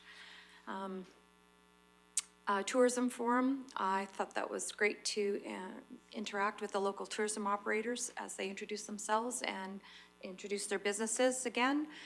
The key updates from David Thompson Country, Discover Rocky, the Chamber of Commerce, Travel Alberta, and of course the keynote, Shauna Randolph, was very good in her protecting your reputation. Effective brand management was very good as well. I took the EOEP course with Councillor Milhoff in regards to the effective meetings, and I believe Councillor Ratcliffe on that. That was very good. We met with the RCMP. We met with Minister Nixon at RMA, which was great. Councillor Graham and I met with the Eastern Slopes Task Force meeting, which was led by President McLaughlin. They were attended by the 6 mayors, Reeves, and CAOs to discuss the backcountry fees and if these fees were offsetting any of the mitigated impacts that were kind of promised three years ago. So we did start with a question at the Bear Pit session for Minister Lowen, and that will be continuing on our advocacy on that. We're hoping before the end of the year. Yeah, great keynote to have Peter Mansbridge speak, Premier Smith speak. Attended President McLaughlin's farewell supper. We had congratulations to Kara Westerland for the president and John Burrows for the vice president. I attended the Streamlining Success breakout session with both Councillor Ratcliffe and Councillor Lougheed, reducing the red tape in municipalities. I echo the examples that they presented. It was very good. Where else? Oh, I did slip to Farm Fair after RMA to walk through the stalls and watched a couple of the heifer shows in the afternoon. Very interesting to see the animals brought many back, lots of memories about showing cattle in 4-H, so it smelled way better than where we were. On October 8th, I attended the Medicine River Watershed Supper and AGM at Gilby Hall. There was presentations about, they measure the flow and volume of the Medicine River and have been doing that for the last 3 years. Of course, their biggest concern was withdrawing water from that particular river. So they were showing if there was any adjustments. That was very interesting. And Helgi Noem did a presentation about subsoil moisture loss, which he will be doing some other presentations for other small groups in the coming months. That was very interesting as well.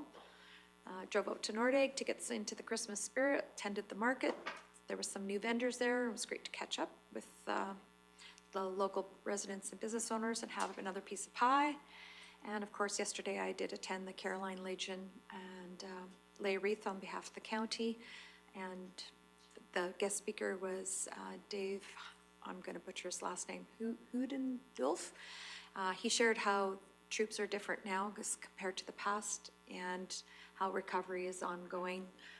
Again, we know that those that have gone before us and have sacrificed and those that are still dealing with those traumas ongoing have our hearts. So yeah, it's been a long 3 weeks. I think we've all been pretty busy, so it's all good. That's the end of my report, and if there's no other questions, I'm looking for a motion to accept our reports as Councillor Cermak. That report, and I forgot to mention it, the Legion that Dave mentioned there. Now, maybe I wasn't hearing him right, but I think I was. I mean, Jordan and yourself were there. He was in Air Force, I believe. Mm-hmm. And he was out of service in 2004. And since then, he has went through some drama of PTSD. And he said that he is not offered the same help as World War I and World War II and the other wars that we've been involved in. He is not offered that. He has to pay for it himself. You're correct. And that was shocking to me. I thought we took care of our military the same regardless when you got out. It was quite shocking to me that we have a double standard in our military. You heard right. That's what I heard too. Is that what you heard, Jordan? Councillor Sarah? Councillor Northcott? I actually can't, honestly. There was a lot said and I can't remember all of it. The one thing that did stick out in my mind is that they, members do receive training to go, into military and stuff, but there's no training or anything to go back to civilian life. Yeah. Mm-hmm. So Nothing. that's. That was quite shocking to me. There we go. So with that, looking for a motion to accept. I believe that was Councillor Cermak? Sure, that looks great. All those in favor of accepting verbal reports? Councillor Verblitz, thank you. That motion is carried. All right. Now we're going to flip back to our regularly scheduled agenda and go back to item 6.2.1, which is the 2024 Citizen Satisfaction Report. And before we start, we're going to do a quick round of introductions, and we'll start with our Division 1. Good afternoon, Jenny Melhoff, the Councillor for Division 1.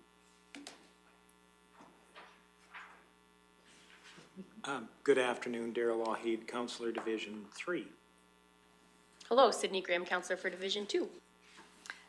Good afternoon, Michelle Swanson, Division 7 in Reeve.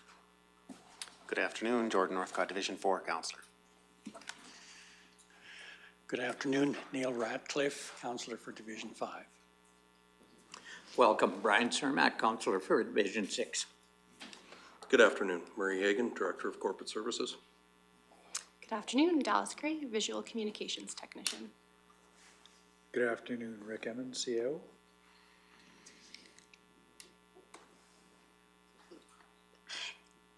Good afternoon, Tracy Haight, Legislative Services Coordinator. And if you could introduce yourself? Thank you. Yeah.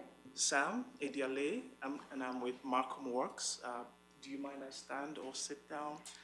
No, just fine. What works best for you? Yeah, no, it doesn't matter. We will, is there a background that you would like to? Okay, we'll just let the administration bring the background and then you can do your presentation. Awesome. Okay, go ahead, Mr. Hagan. Thank you, Reeve.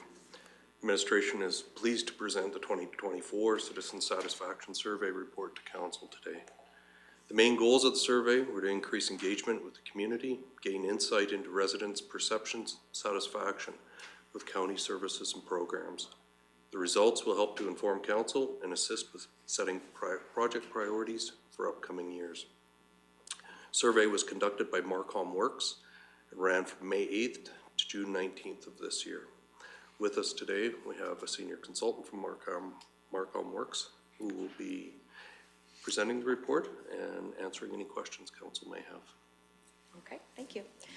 If you don't mind, just push that microphone just towards you so that way our people online could understand. But feel free if you'd like to stand or. I'll sit down, sorry. You'll sit down too? Okay. Okay, awesome. Oh, perfect.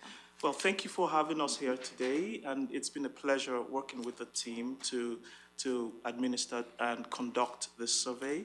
I think it's been a long time in coming for the county, but here we are today, so good to be here.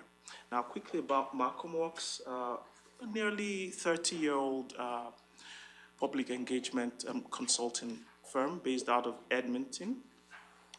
We work a lot with municipalities, large not-for-profits and corporates, and we do a lot of research, public engagement, branding, and general communications and marketing consulting.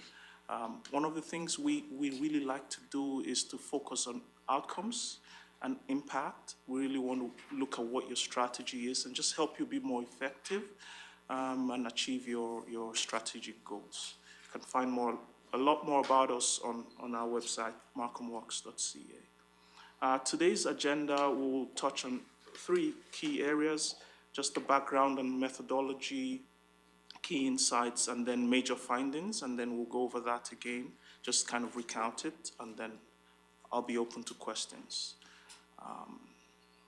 So quickly, the background and the reason for being for this survey is essentially just to provide an objective assessment of perceptions among residents to the county,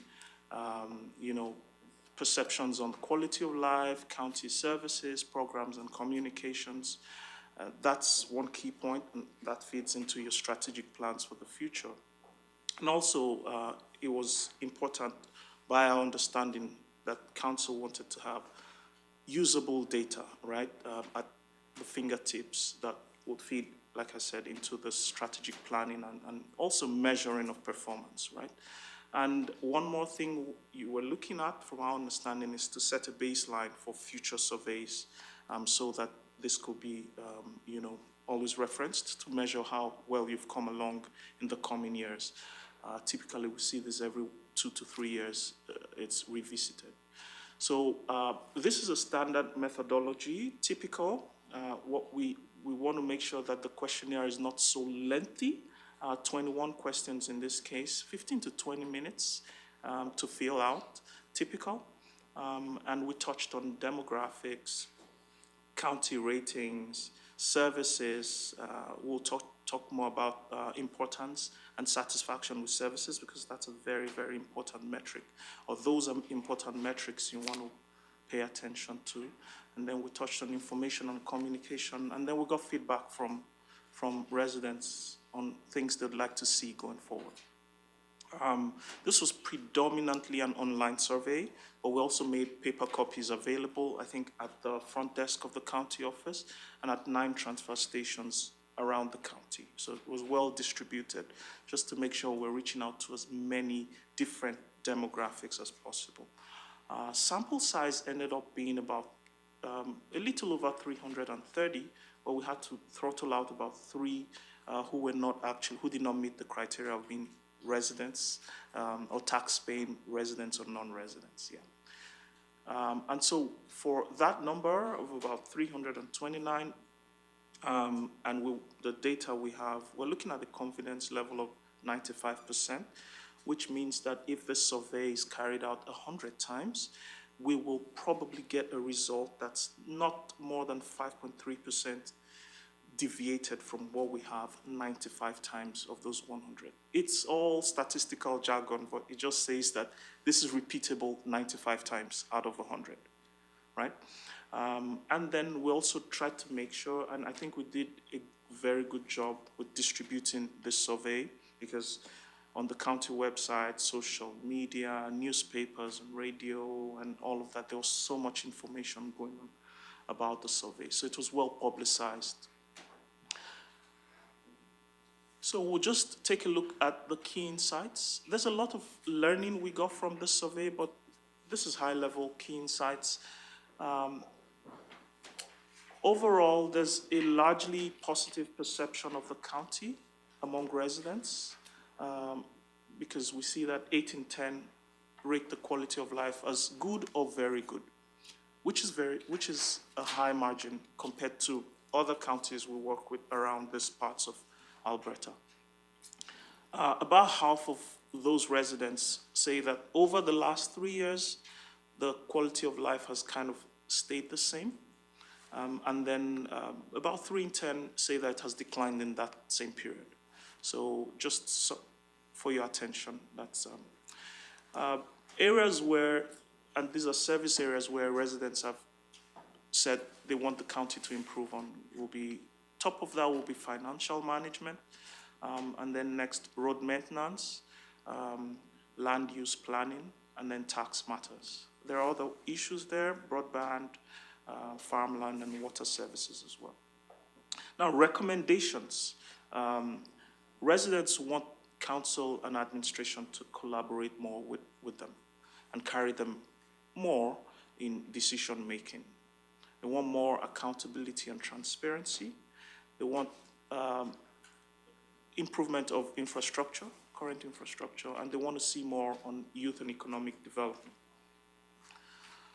So now we'll go a little deeper into the major findings, what we learned from this. So you'd see, like we said, 8 in 10 of the respondents or residents consider the quality of life to be good or very good, which, like I said, again, is impressive compared to other municipalities.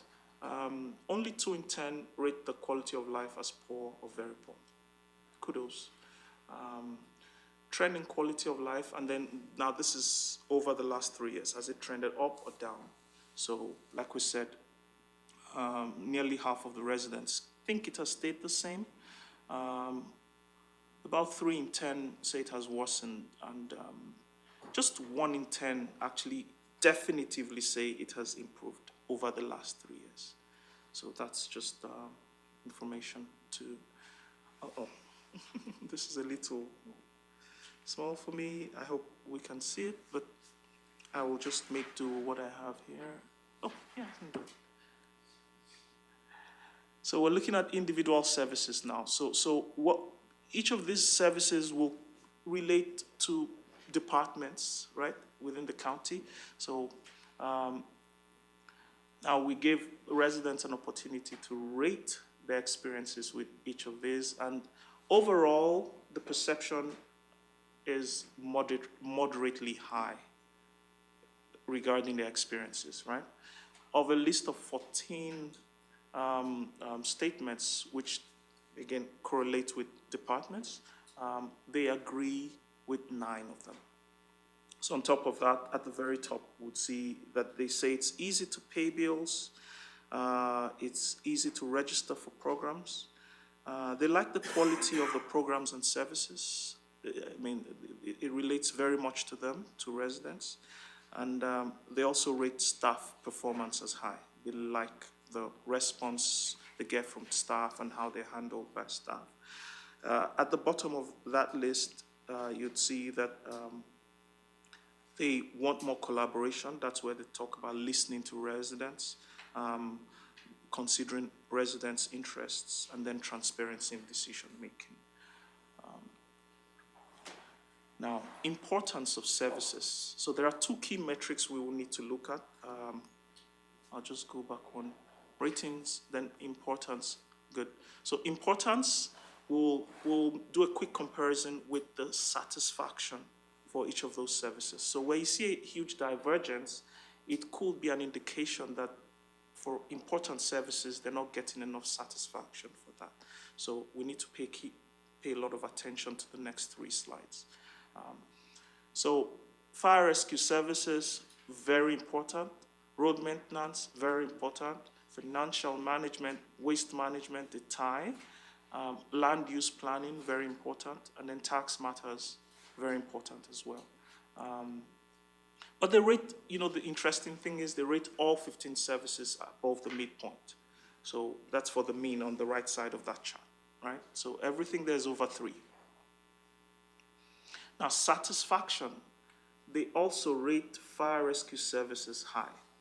And they're very satisfied with waste management, cultural and library services, trails, recreation, and the family and community services.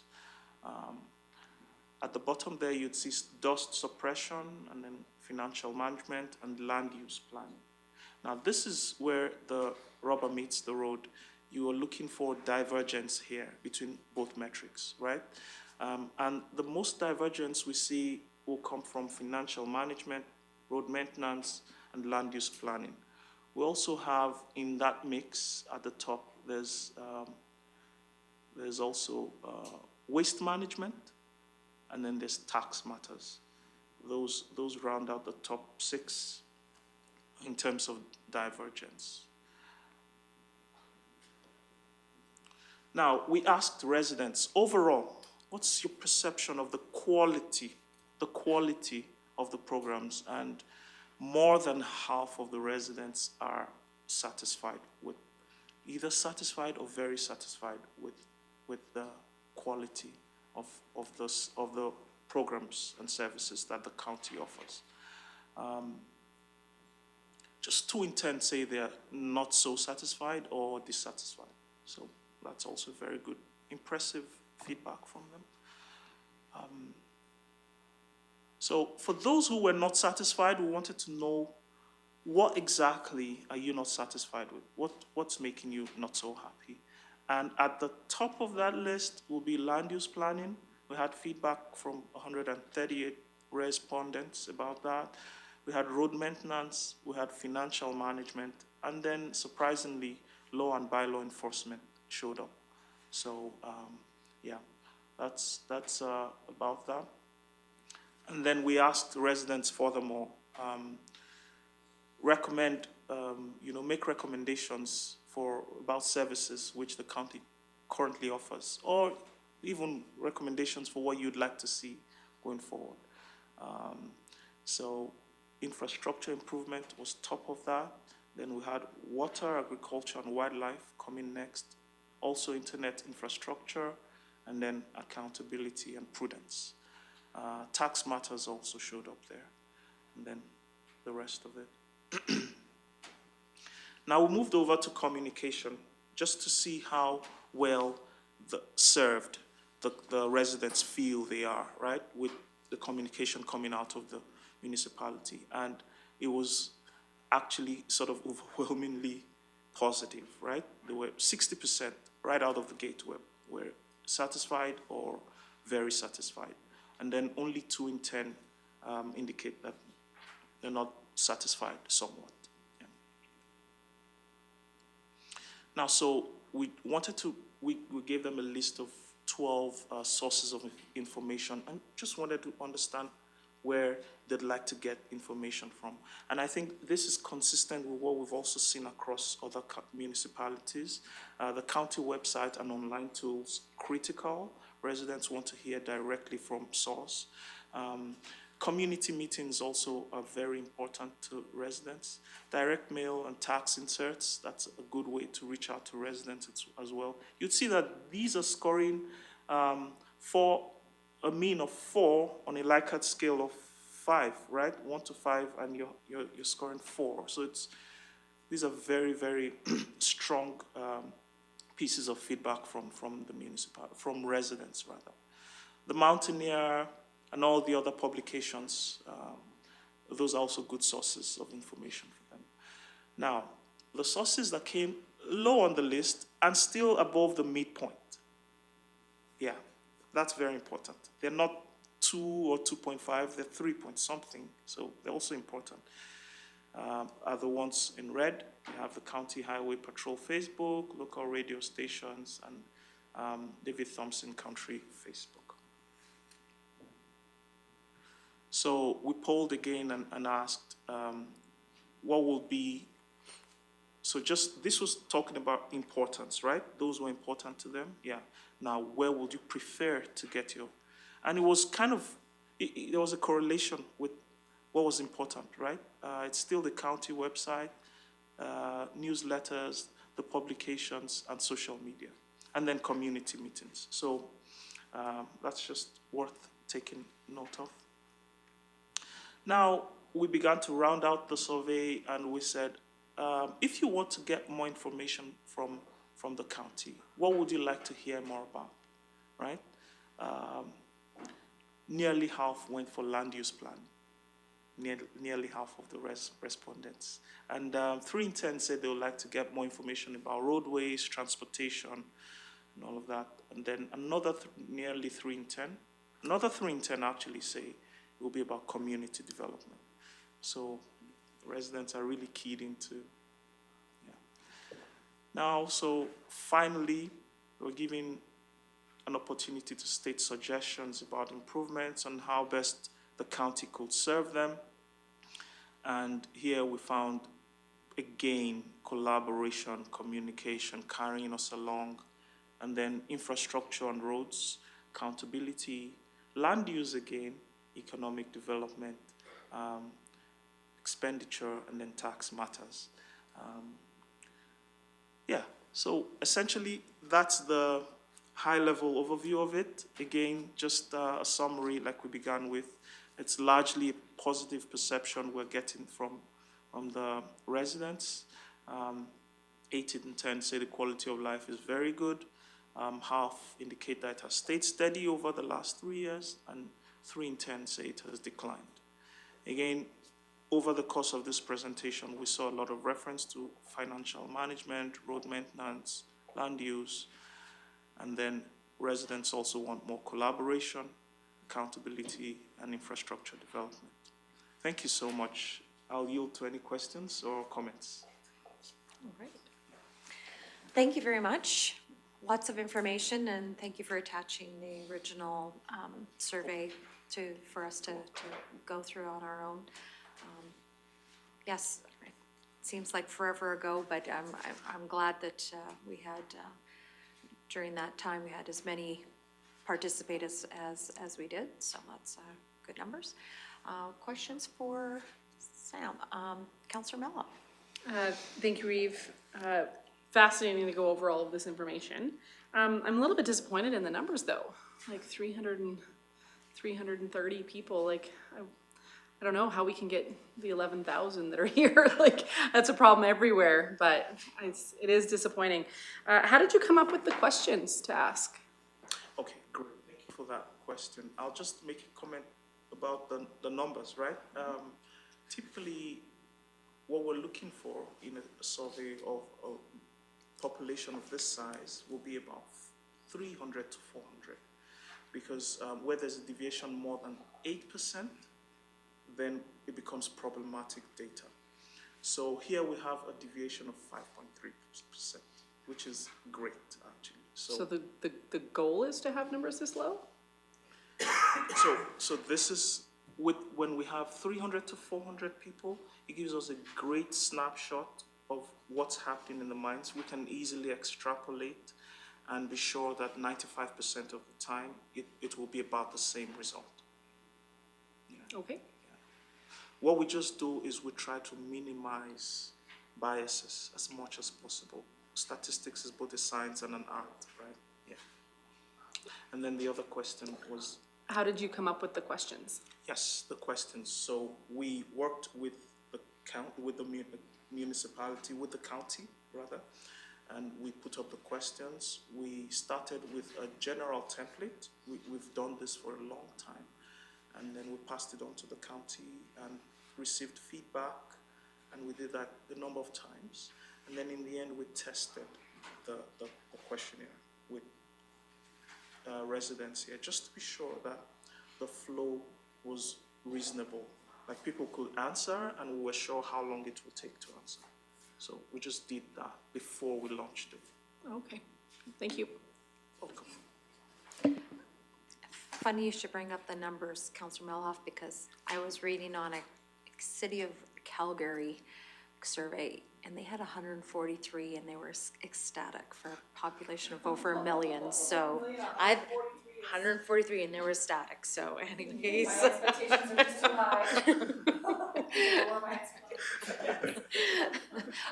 I get you though. So, anyways, let's go to Councillor Lahi, please. Thank you, Reeve Swanson. And just so it's clear in my mind, this was an entirely voluntary survey. There was no compulsion of anybody to do this. It wasn't like our typical census where there's people are, in this case, people were motivated by being interested in the subject matter, and it was their voluntary efforts to fill the survey in?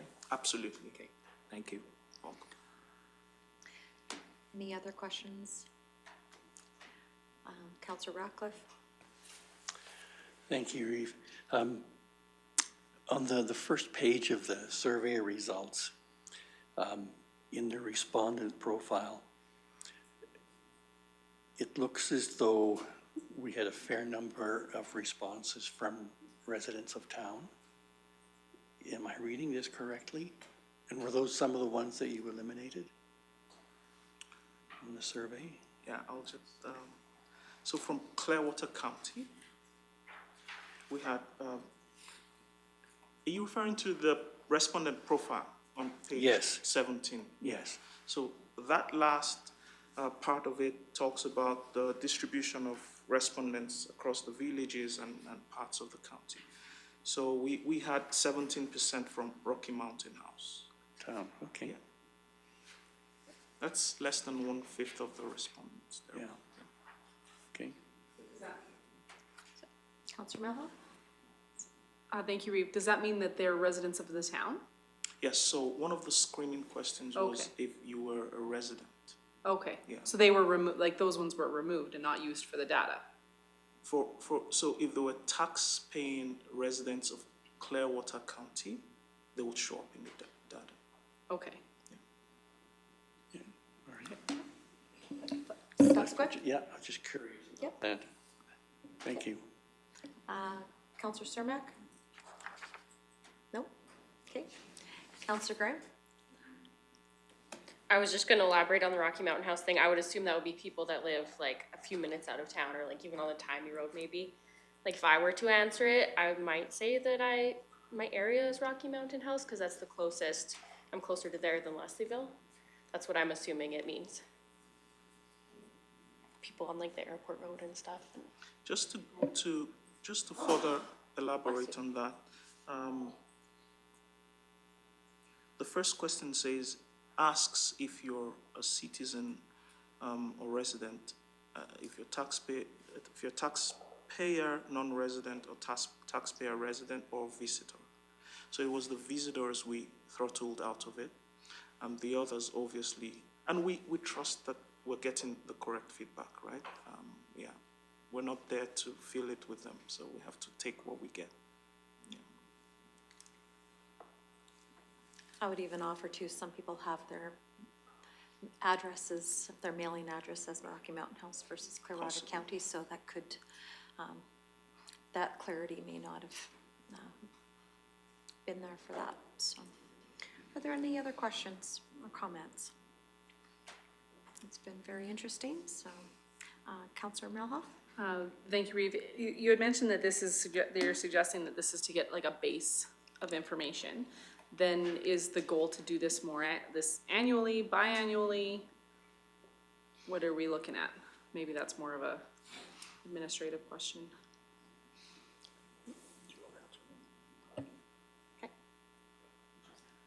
Director Hagan? Thank you, Reeve.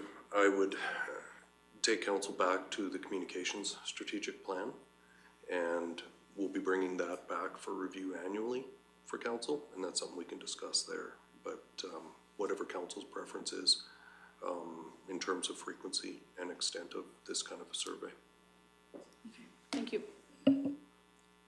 Thank you. Are there any other questions, comments on the survey?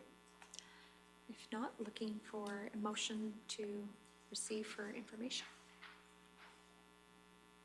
Okay, Councillor Graham makes the motion to receive the Citizen Satisfaction Survey Report for information as presented. Any other comments, questions? Okay, Councillor Melhoff? Sorry, thank you, Reeve. I'm assuming then that administration will take the information from the survey and come up with some suggestions based on what we've heard, or what each department has heard, on any changes or improvements that may be possible. CO Evans? Definitely within the survey, each department has already reviewed, and it will be coming forward to the leadership team for the administrative areas. If council would like it to come forward at a subsequent workshop, meeting, whatever, to review it from a governance perspective, that would be up to council as well. Supplementary? Yes. Thank you. I think there would be value in taking the information that we received from residents and extrapolating it to how it actually is, the county is providing those services, and into how we can take the information that we received and actually implement some of the suggestions that they made. Doing something with the data that we have is probably the best course. Otherwise, why collect it? So if we can do something with the data, it would be ideal. Thank you. So motion on the floor to receive the presentation for information. We'll call the question. All those in favor? And that motion's carried. Thank you very much for coming in today. We bet you safe travels. Okay. Thank you.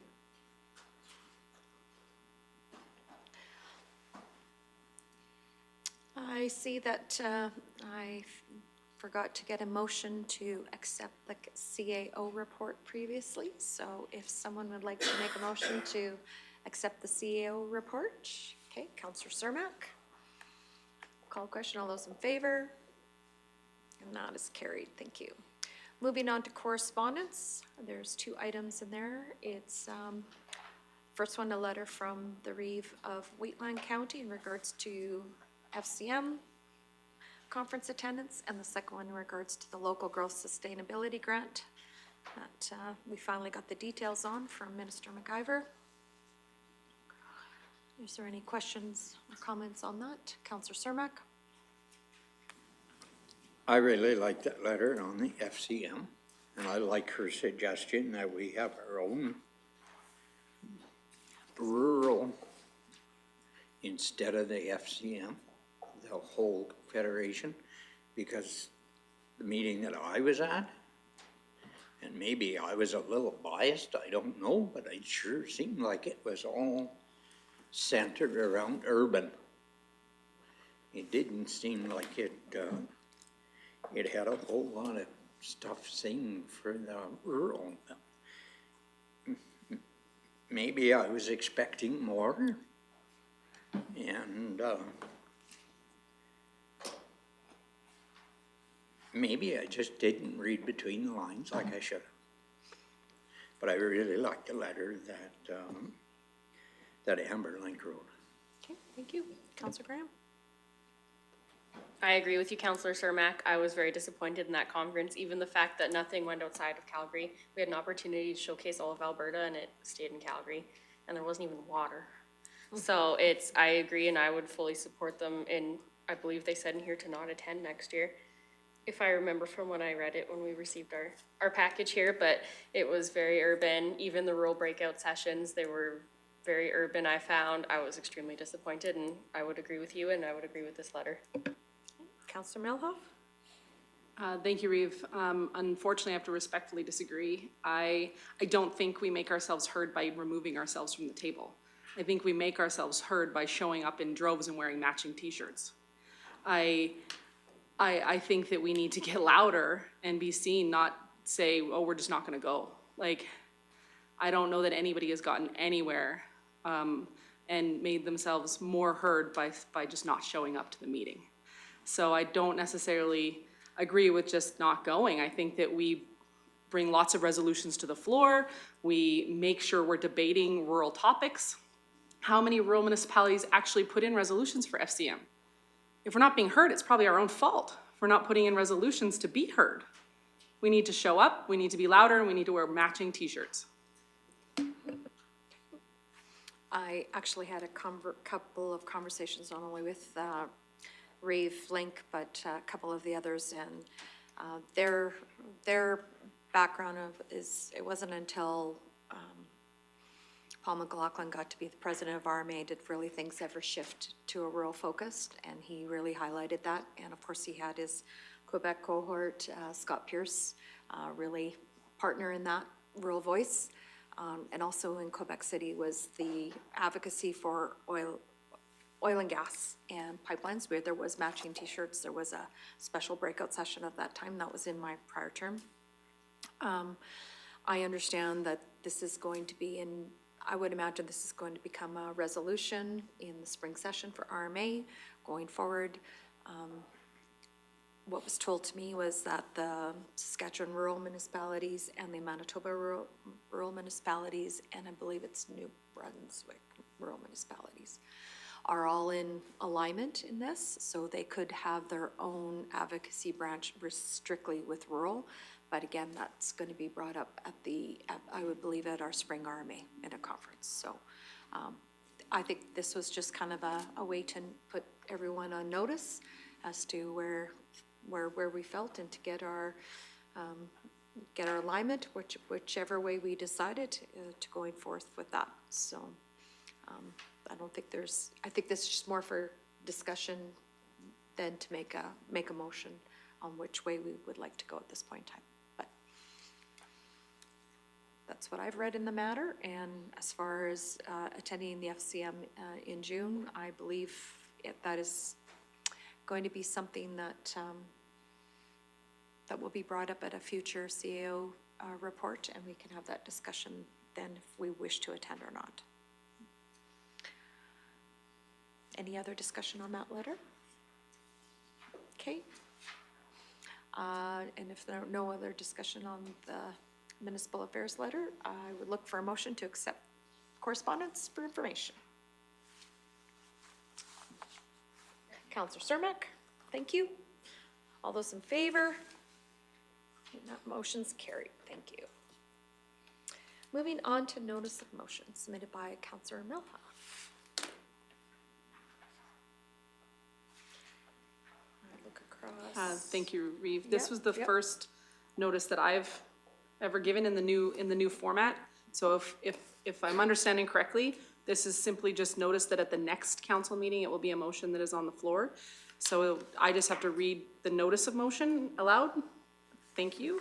The council directs administration to develop a public participation plan to obtain feedback from Ferrier Garth community residents on the development of municipal reserve lots in the area. And I believe I get the opportunity to defend it when it actually comes as a motion. Okay, then I'll read that at the next one. Thanks. Okay, thank you very much for your notice of motion. And I believe we've got our map today on our desks too for those municipal reserves to add to that. So very good. All right, so now we're up to the closed session. Do we need a break before we go into closed session? Okay, we'll go to a break for 10 minutes before we go into closed session, please.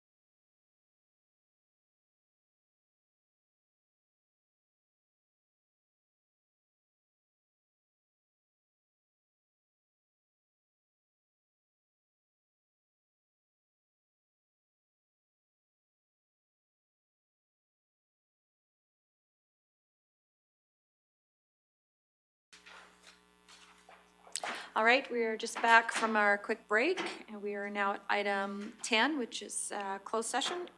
Need a motion to go into closed session. Counselor Lougheed, all those in favor? The motion's carried.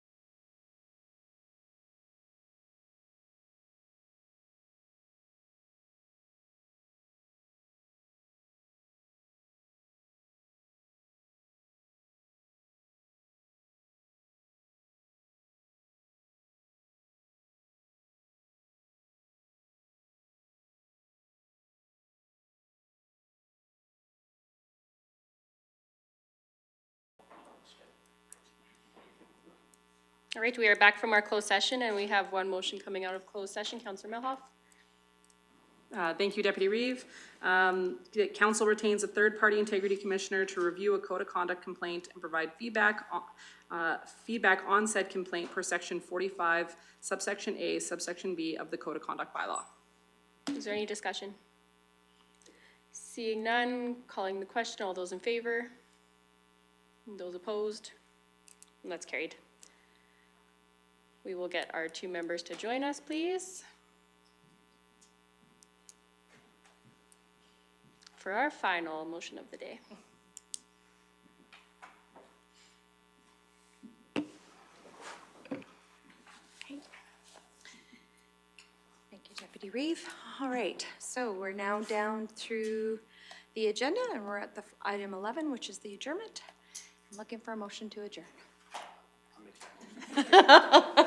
You notice I turned to you right away? That's right, yeah. All right, Councillor Northcott makes that motion. All those in favor? And that motion's carried. Thank you.